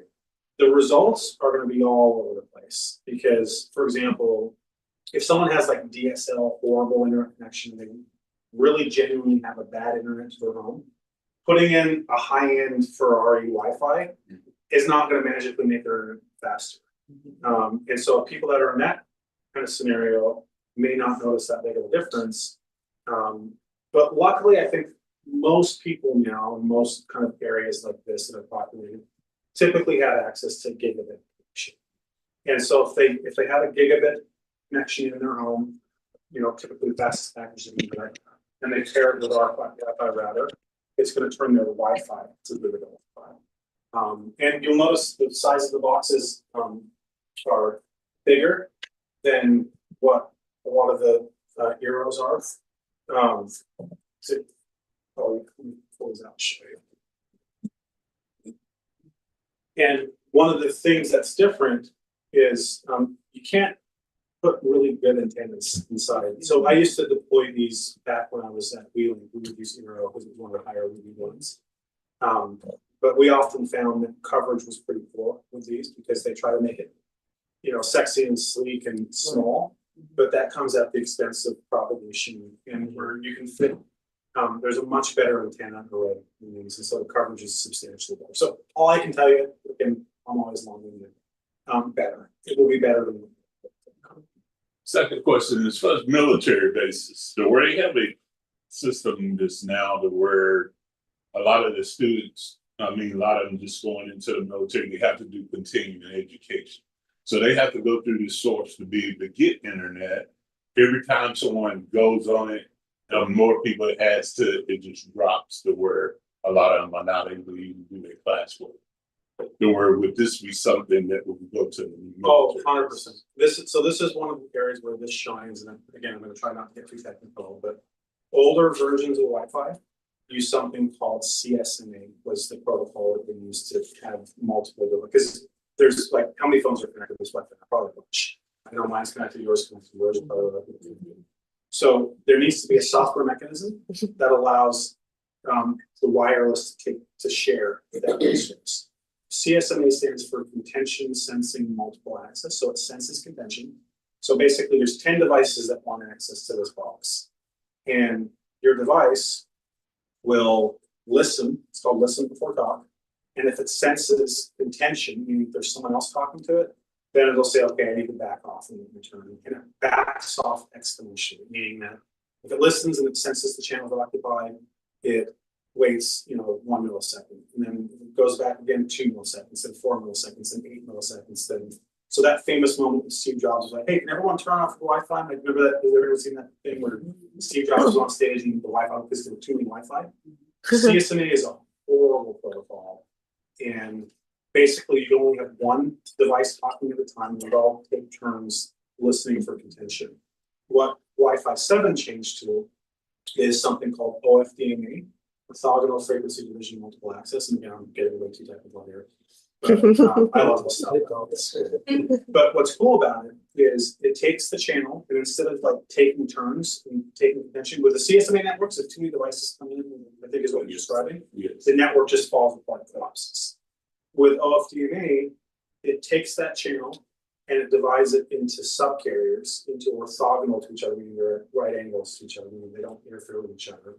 And you can actually have multiple simultaneous devices at the same time talking into it. OFDMA is what 5G uses.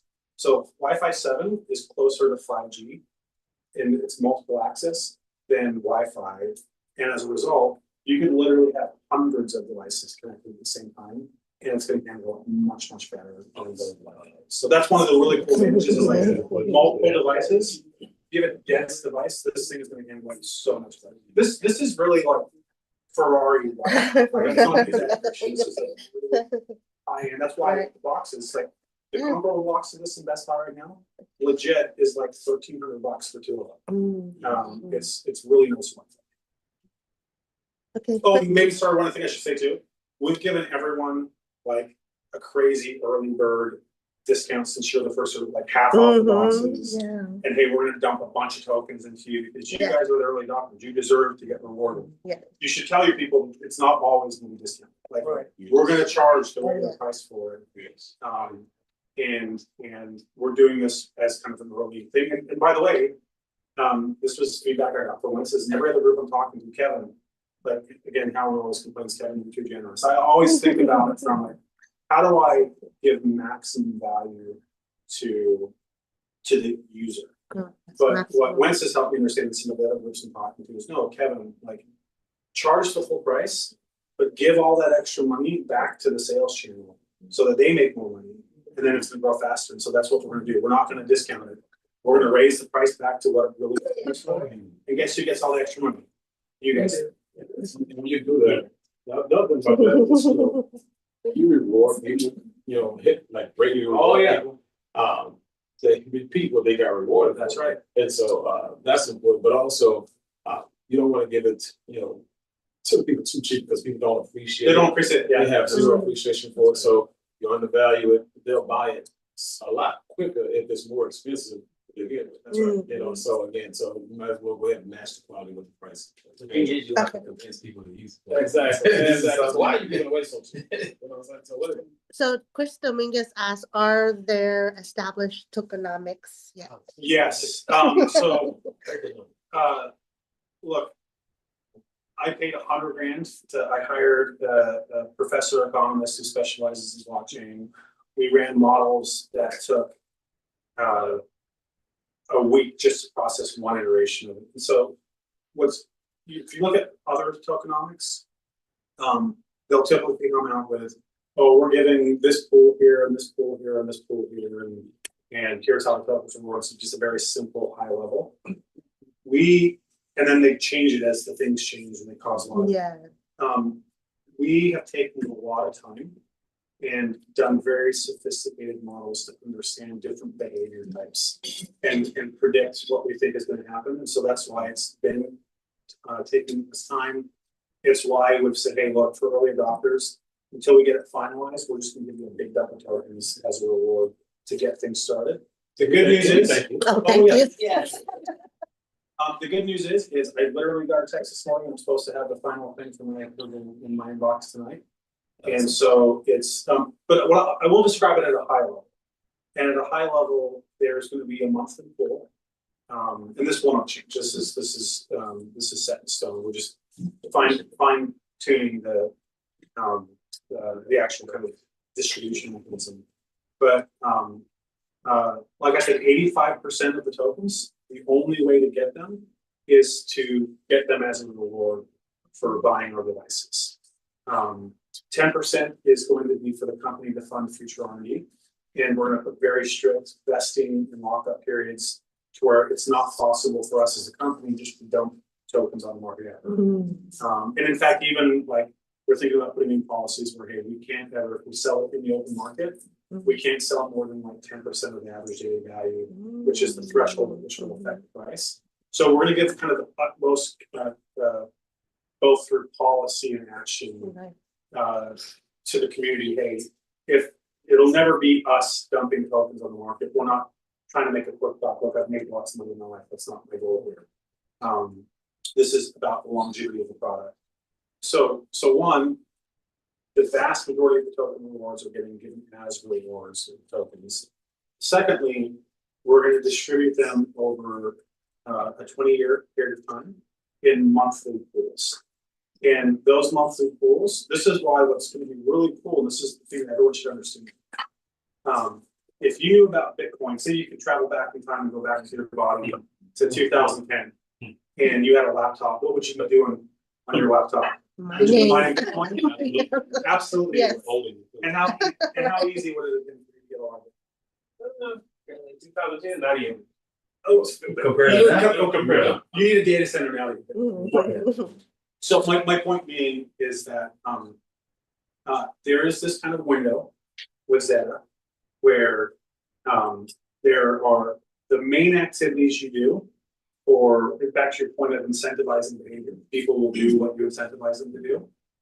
We thought about what's the most valuable thing for people, for Zeta as an organization to grow this and to create value, like real value, not speculative value. It's having a lot of boxes deployed in people's homes.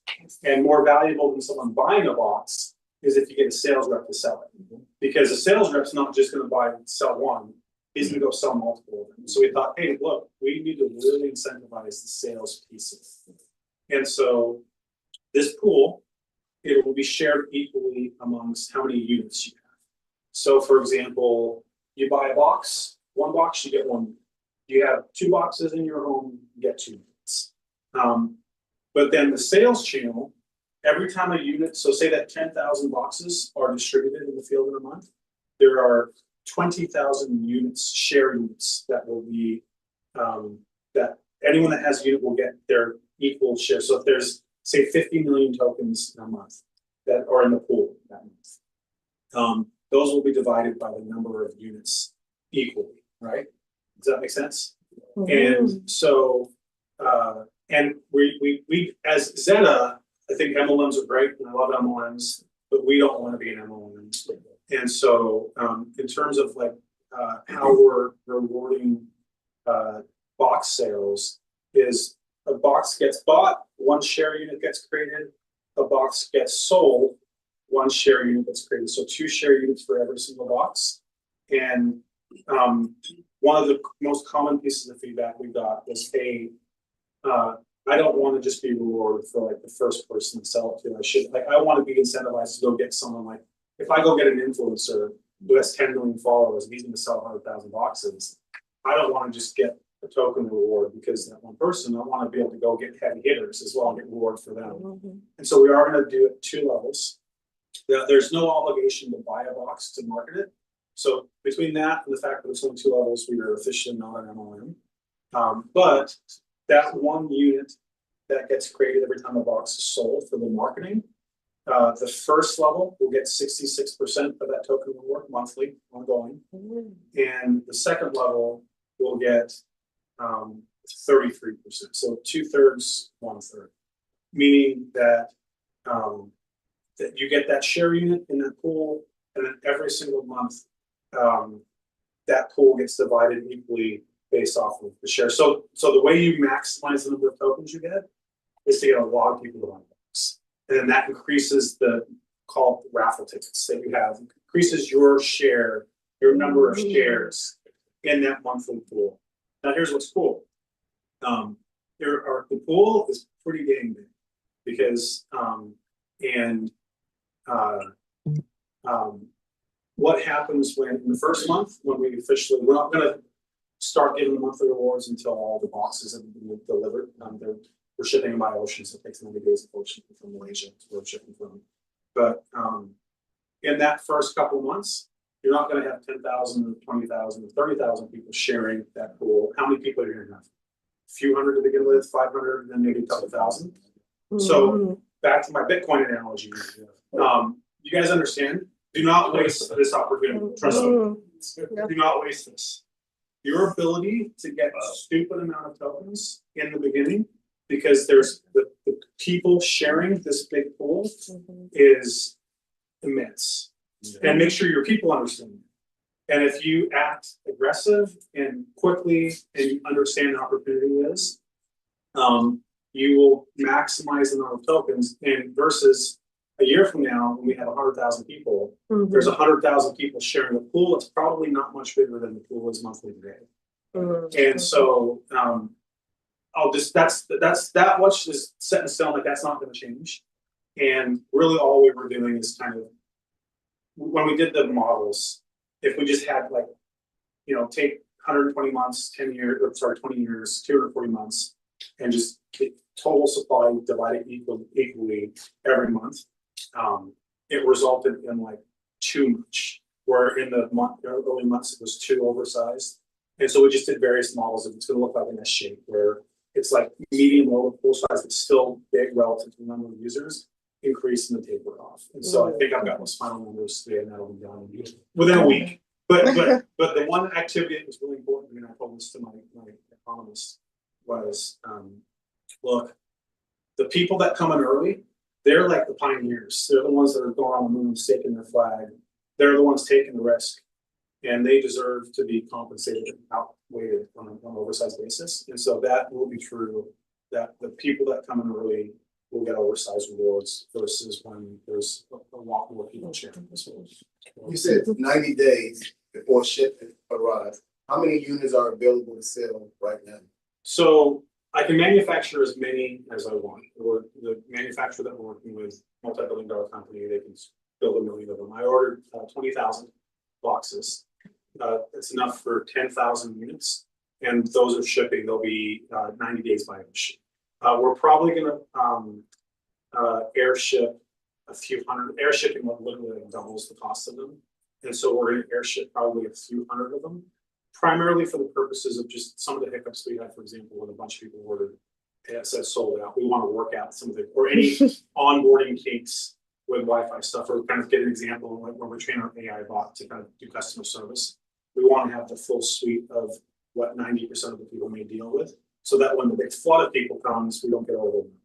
But for the most part, that 90 days is really important to us, so that it gives us time to build my customer care team where when someone wants to call me, like right now, it's me and my wife and others answering the phone when someone has an issue with Wi-Fi. That doesn't work, right? So we're gonna put a customer care in place. That 90 days is what allows us to build all of that. So we don't start selling the box until 90 days from now. No. So if you look on the webpage, it says pre-order. But there's a big thing that says, hey, your box will not be delivered from up to 90 days. So we give that disclaimer. Like taking many pre-orders. Take as many pre-orders. And by the way, as many as you guys can sell, I'm the manufacturer I work with, huge manufacturer, they manufacture for all the big brands. I could build 100,000 boxes of them.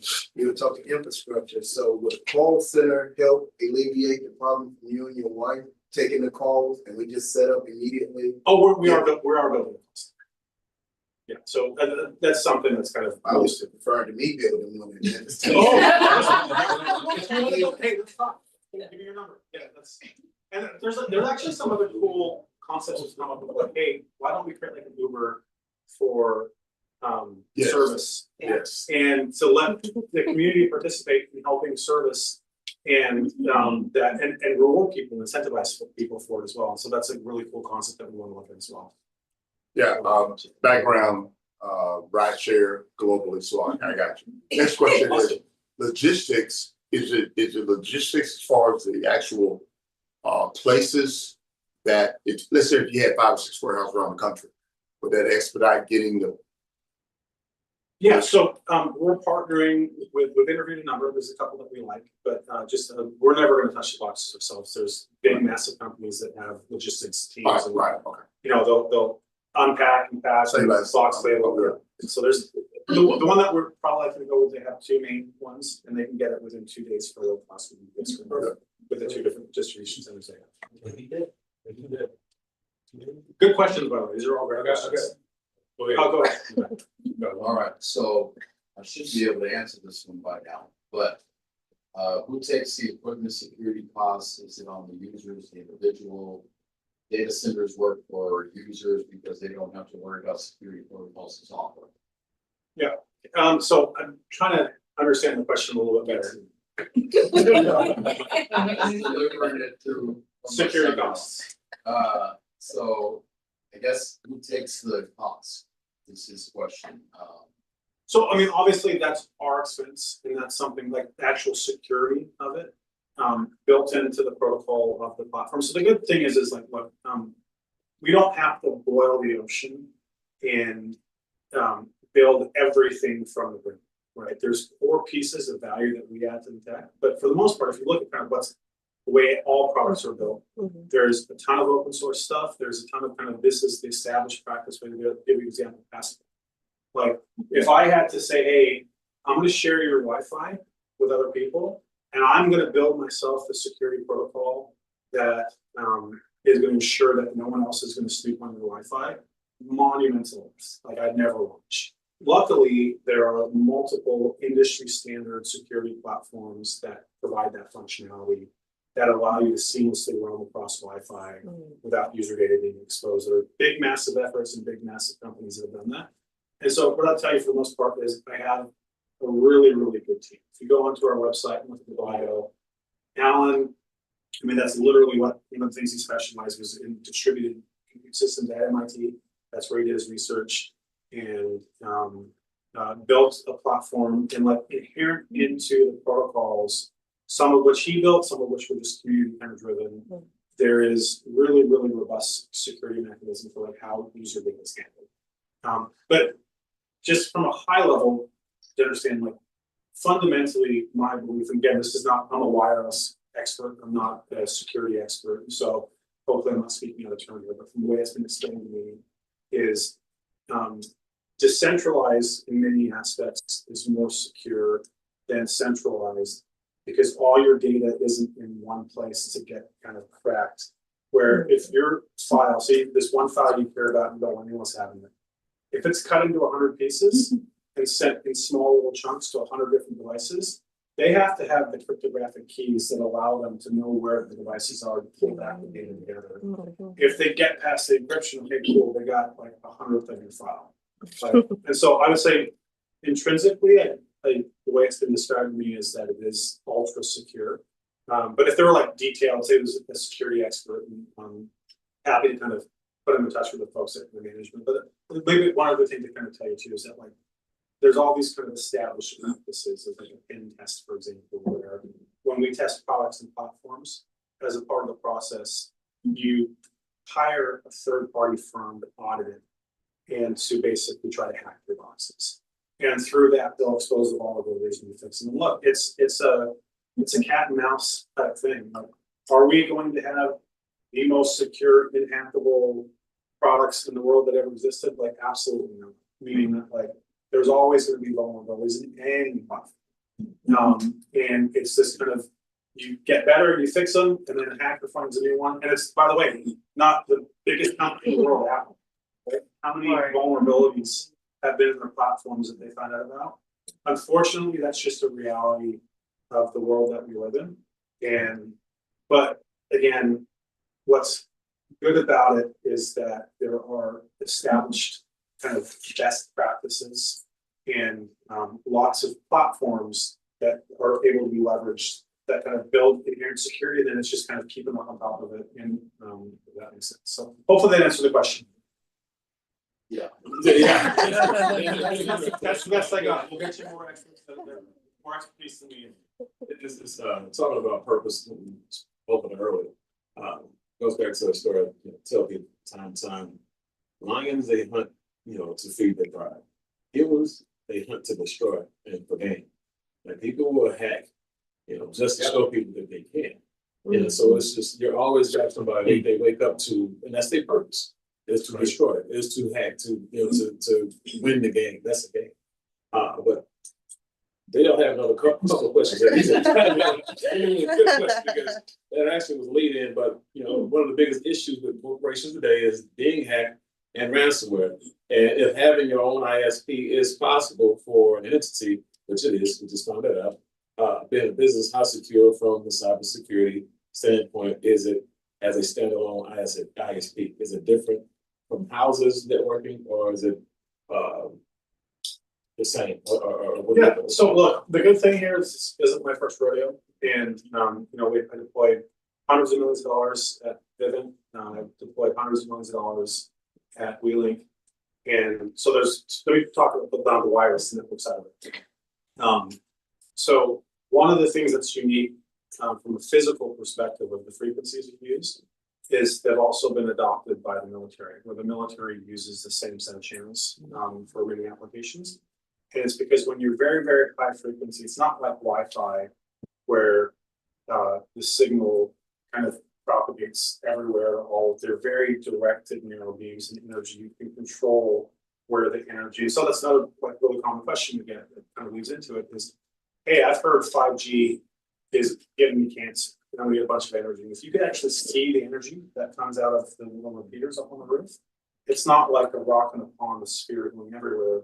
They're very narrow beams that electronically steer themselves. So the energy doesn't really ever come down. Someone couldn't sit on a street level, for example, and access the radios that have to be like floating up in the air because the energy all stays up there. It doesn't even come down to the street level typically. This example is amazing. Like I remember when me and Will and Ann were we wanted to use Dean Elementary School in LA because they have fiber there to bounce our signal over to the projects where we built the network. And talk about bureaucracy to give free internet away for a good purpose. But one of the hurdles we had to jump through was they had a moratorium on, and I'll get into the security aspect of it in a second, but this is an important aspect that people ask about health. They said they wouldn't even let Wi-Fi be deployed. California, Prop 6 and all the health things, and they're all nervous about everything's in cause cancer.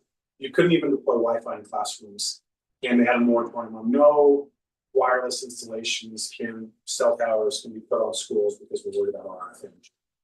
And after rigorous kind of engineering back and forth with our engineers and their folks, they eventually allowed us to put our radios on their roof because we showed them, hey, the energy, it's like 30,000 times less than 5G because, and that less energy doesn't even like come down because it's above the roof line. So that plays into not just, hey, there's not a lot of RF exposure at all. Thousands of times having a phone in the pocket versus ours. but it comes back to the security where the wireless signals themselves actually are high and narrow. It's very difficult to actually even receive the signal. And then again, back to kind of some of the other comments I made where, look, you then have to physically secure the devices. And there's pen tests and all sorts of established kind of best practices in the industry where, you secure your devices. But the thing to understand is like, again, this is something I've done before. When I was at Wheeling, and I can't comment, because I've not been there for a couple of years, but we've never had our network hacked. And again, it's because I'm not the one implementing it. We have teams that are security experts, and then third-party groups that come in and audit the stuff that we do, look for vulnerabilities. So that's the best answer I can get. Okay. So back to this question here. Now okay, here we go. So he said, I noticed that some of the technology that we was using is fabulous. Nothing great reviews. We the backbone is centralized web, is what he said.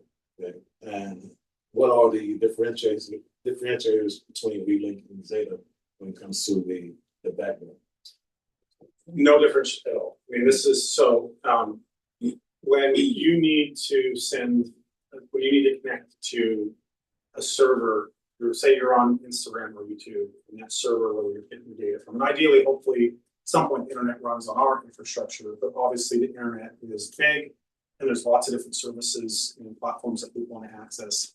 And ultimately, you have to get your data or get data from probably a place in California or a data center in Virginia or something like that. And so, one, I would say there's an opportunity over time for us to have direct rights over the infrastructure, meaning that there are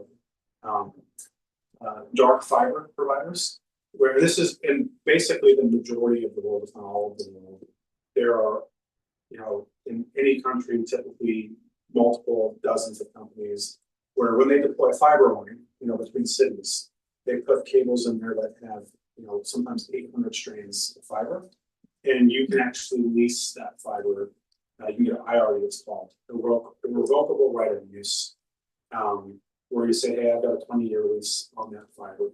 Ultimately, the internet, that part of the internet is always going to be the same, where it's fiber between cities, and basically you purchase those through third parties, or you just buy direct internet connection. So that part of the network that will always be centralized and always be fiber, because physically it has to be fiber. I mean, the one difference is like Elon Musk satellites in the sky, but that is inherently always going to be capacity limited. And maybe I'm getting too technical here. Try to keep it very basic. But the way to think about what we're doing is the part of it that is decentralized is the last mile. And so we're building a decentralized last mile wireless network. And then ultimately that connects into fiber at some point. And then that fiber web, there's like 300 cities in the world that have like the main carrier hotels. And these 300 buildings roughly, if the number changes, but it's where like all the fiber lines come into those buildings and every single carrier they all need. And that is the internet. And at some point, whether it's a satellite network or a mobile network, all those networks have to go back to those points. So that will never change. That's always how it's going to be. And so really, there's a lot of differences between us and WeLink. The category of tech is the same. We've improved it in a way that enhances it without kind of violating internal patents. But essentially, it's that last mile that's decentralized and then connects into the kind of centralized. Last question. When it comes to the refineries, since it will be a standalone and the entity determines what is connected to the ISP, can we consider the entity AirGap? Sorry, clear question. It's an engineering question. Since it would be a standalone and the entity determines what is connected to the ISP, can we consider the entity AirGap? I mean, look, that all depends on how they set it up. So, for example, if they were not connected to the internet, say they had 20 locations with the refineries and they wanted connectivity between the two of them. If they never connected our radios to the broader internet, then absolutely it's air gap. Meaning that it's basically like a local area network and all the devices can send data back and forth with each other. But there's no outside internet connection. So it's providing local connectivity. The second they then take that connection nodes that are connecting to each other and plug in an internet connection to it, then at that point, no, it's not air gap, meaning that, then obviously if they're an engineer, they're gonna be smart enough to put a firewall on it and determine what traffic comes in and out of it. But anytime you connect any device to the broader internet and you give it an IP address, it's going to have access to the internet and vice versa. So That's exactly what he was doing. but you if you want to, you absolutely can create networks that have no outside connectivity and say it's like a mission critical thing. You just want connectivity between locations. You don't need access to the internet. You just need to send data between 20 different locations that are, you absolutely know networks like that. We're definitely. Less valuable for Zeta, obviously, at that point, because then our goal is to share all those resources. Gotcha. All right, any more questions before we wrap it up? I'm not sure if I missed this, but as far as the system, they are portable. Would we be able to use this, is it globally being utilized now, or is this something that's coming, or is it just US based? No, so as we speak, we're deploying a network in Mexico with a partner.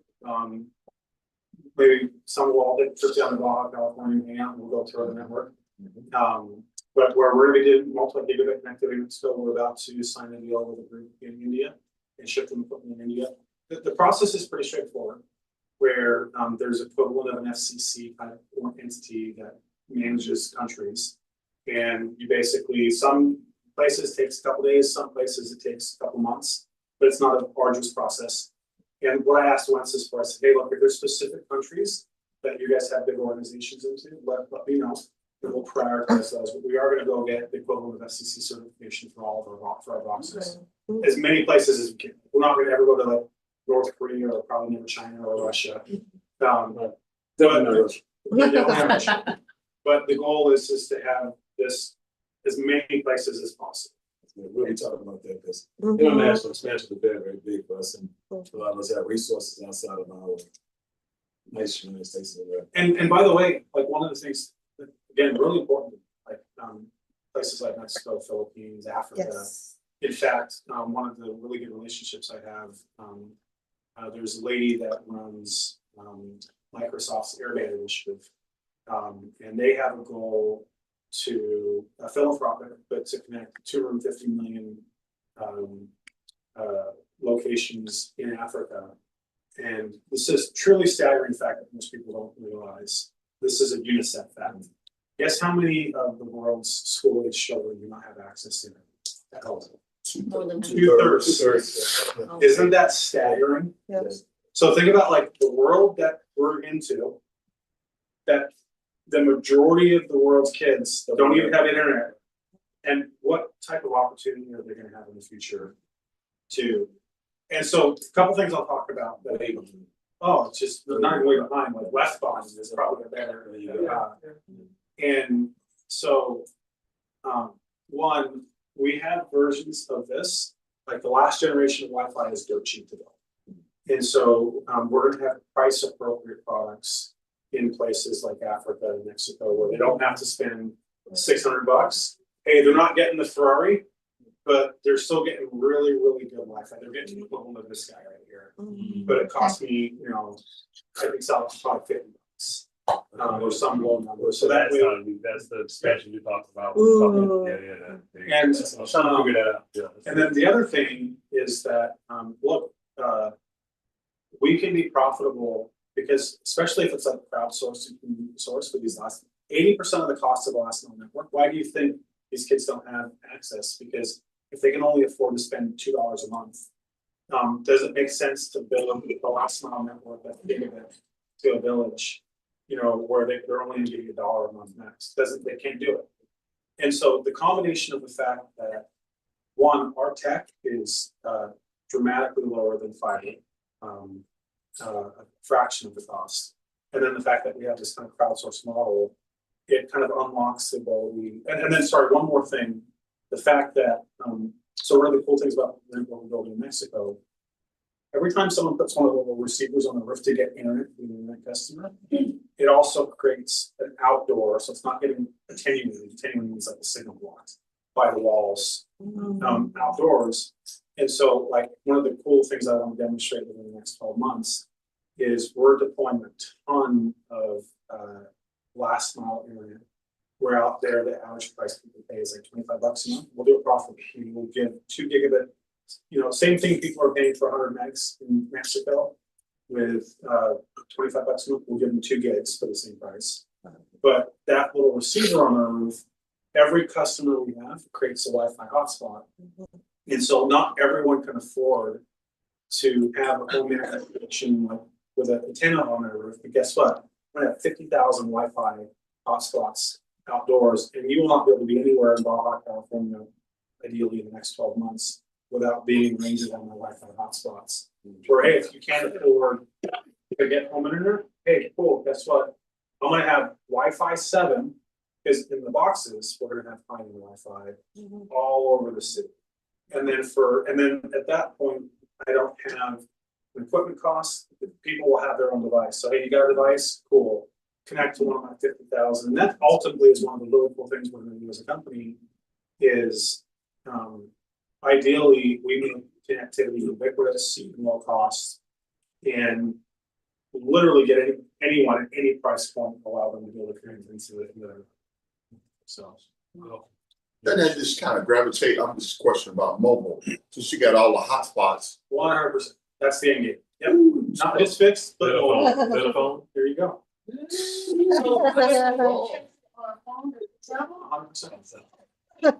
You can build off a box. Here's the cool thing. If you look at Wi-Fi 7, it's not too dissimilar from 5G. It uses OFDM and it's much cooler. It's kind of like 5G in the box. And so I'm going to have literally millions as we scale of these boxes. It's kind of what Helium turned into. We realized, hey, there's no money in IoT. So let's go deploy a bunch of Wi-Fi boxes. It's true. They just put their 1 millionth customer on their mobile 2 days ago. Yep. And they're using Wi-Fi. So again, when you understand at our scale, the services that we're capable of offering, fixed gigabit internet to homes, mobile connectivity devices as a hotspot offload service, cloud computing, AI computing, lots of cool stuff. And you look at the industry, yeah, and then understand look, think of like I wouldn't have been able to have raised, my career, I've raised hundreds of millions of dollars, and look at the reviews they do. Like we've built tech that works, and I think that's what's like kind of different about us is versus a blockchain project. Hey, let's go make a blockchain and token, and then let's go figure out how to do the tech. That's kind of how a lot of these projects have gone. Like I've done the tech, we've made it work. Hey, let's turn it into a blockchain project. It's very different than a lot of other projects I've seen. The question Yes, my question. Have you put together a marketing literature for us or? A marketing what? Literature, anything. If that doesn't come, blame her. Yeah.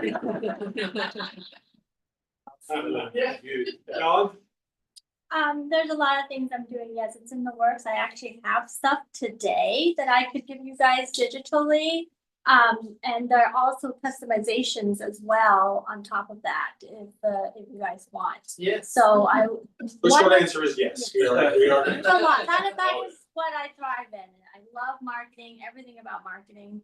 I've actually have people from Build sent me requests, which I love because it tells me what you guys want, and we are making them. So you will get them. Now, it was one other question that was very, very important. There was a couple people here that did not get the Zeta shirt. You ain't bought the right size. Oh, no, so we got some 2X guys. Okay, everyone has that. Would you send me an email? That's what I wanted. Yeah. The people who didn't get one. Send me an email and the sizing. Gotcha. And I will. Yeah, we'll start a roster and you can just write your names and sizes down. There you go. But guys, this was super special. I know a lot of you traveled really far. I really appreciate you. As a matter of fact, I know James, who came in last, came in from Colorado. Wow. We had, Thank Memphis. San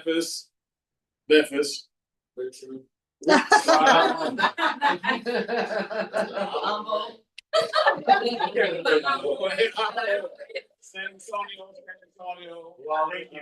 Thank you. That's how I always do though, you know, the people who stay right there with the 5 years, take it for granted, that's why you treat your local team like the long distance team, and teach your long distance team like the local team. So, but no, on behalf of the people here in the living room and people, those little ones out there, Thank you. we really appreciate you, man, this means the world, and you guys, you get a chance to hear him again, this is, I know, impromptu.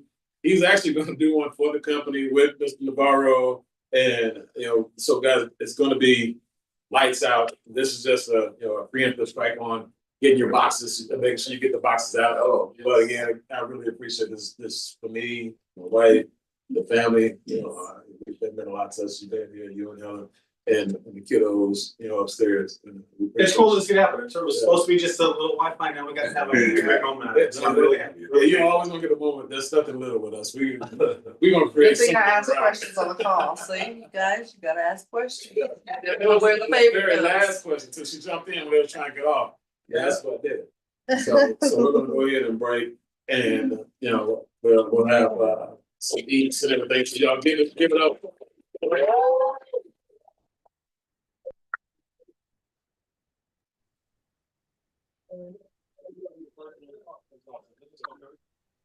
Thank you, Mr. Kevin. Thank you. What I do is want to make sure that each and every last one of you guys stop and he'll set up and whatever you want to set up, that's fine, you know.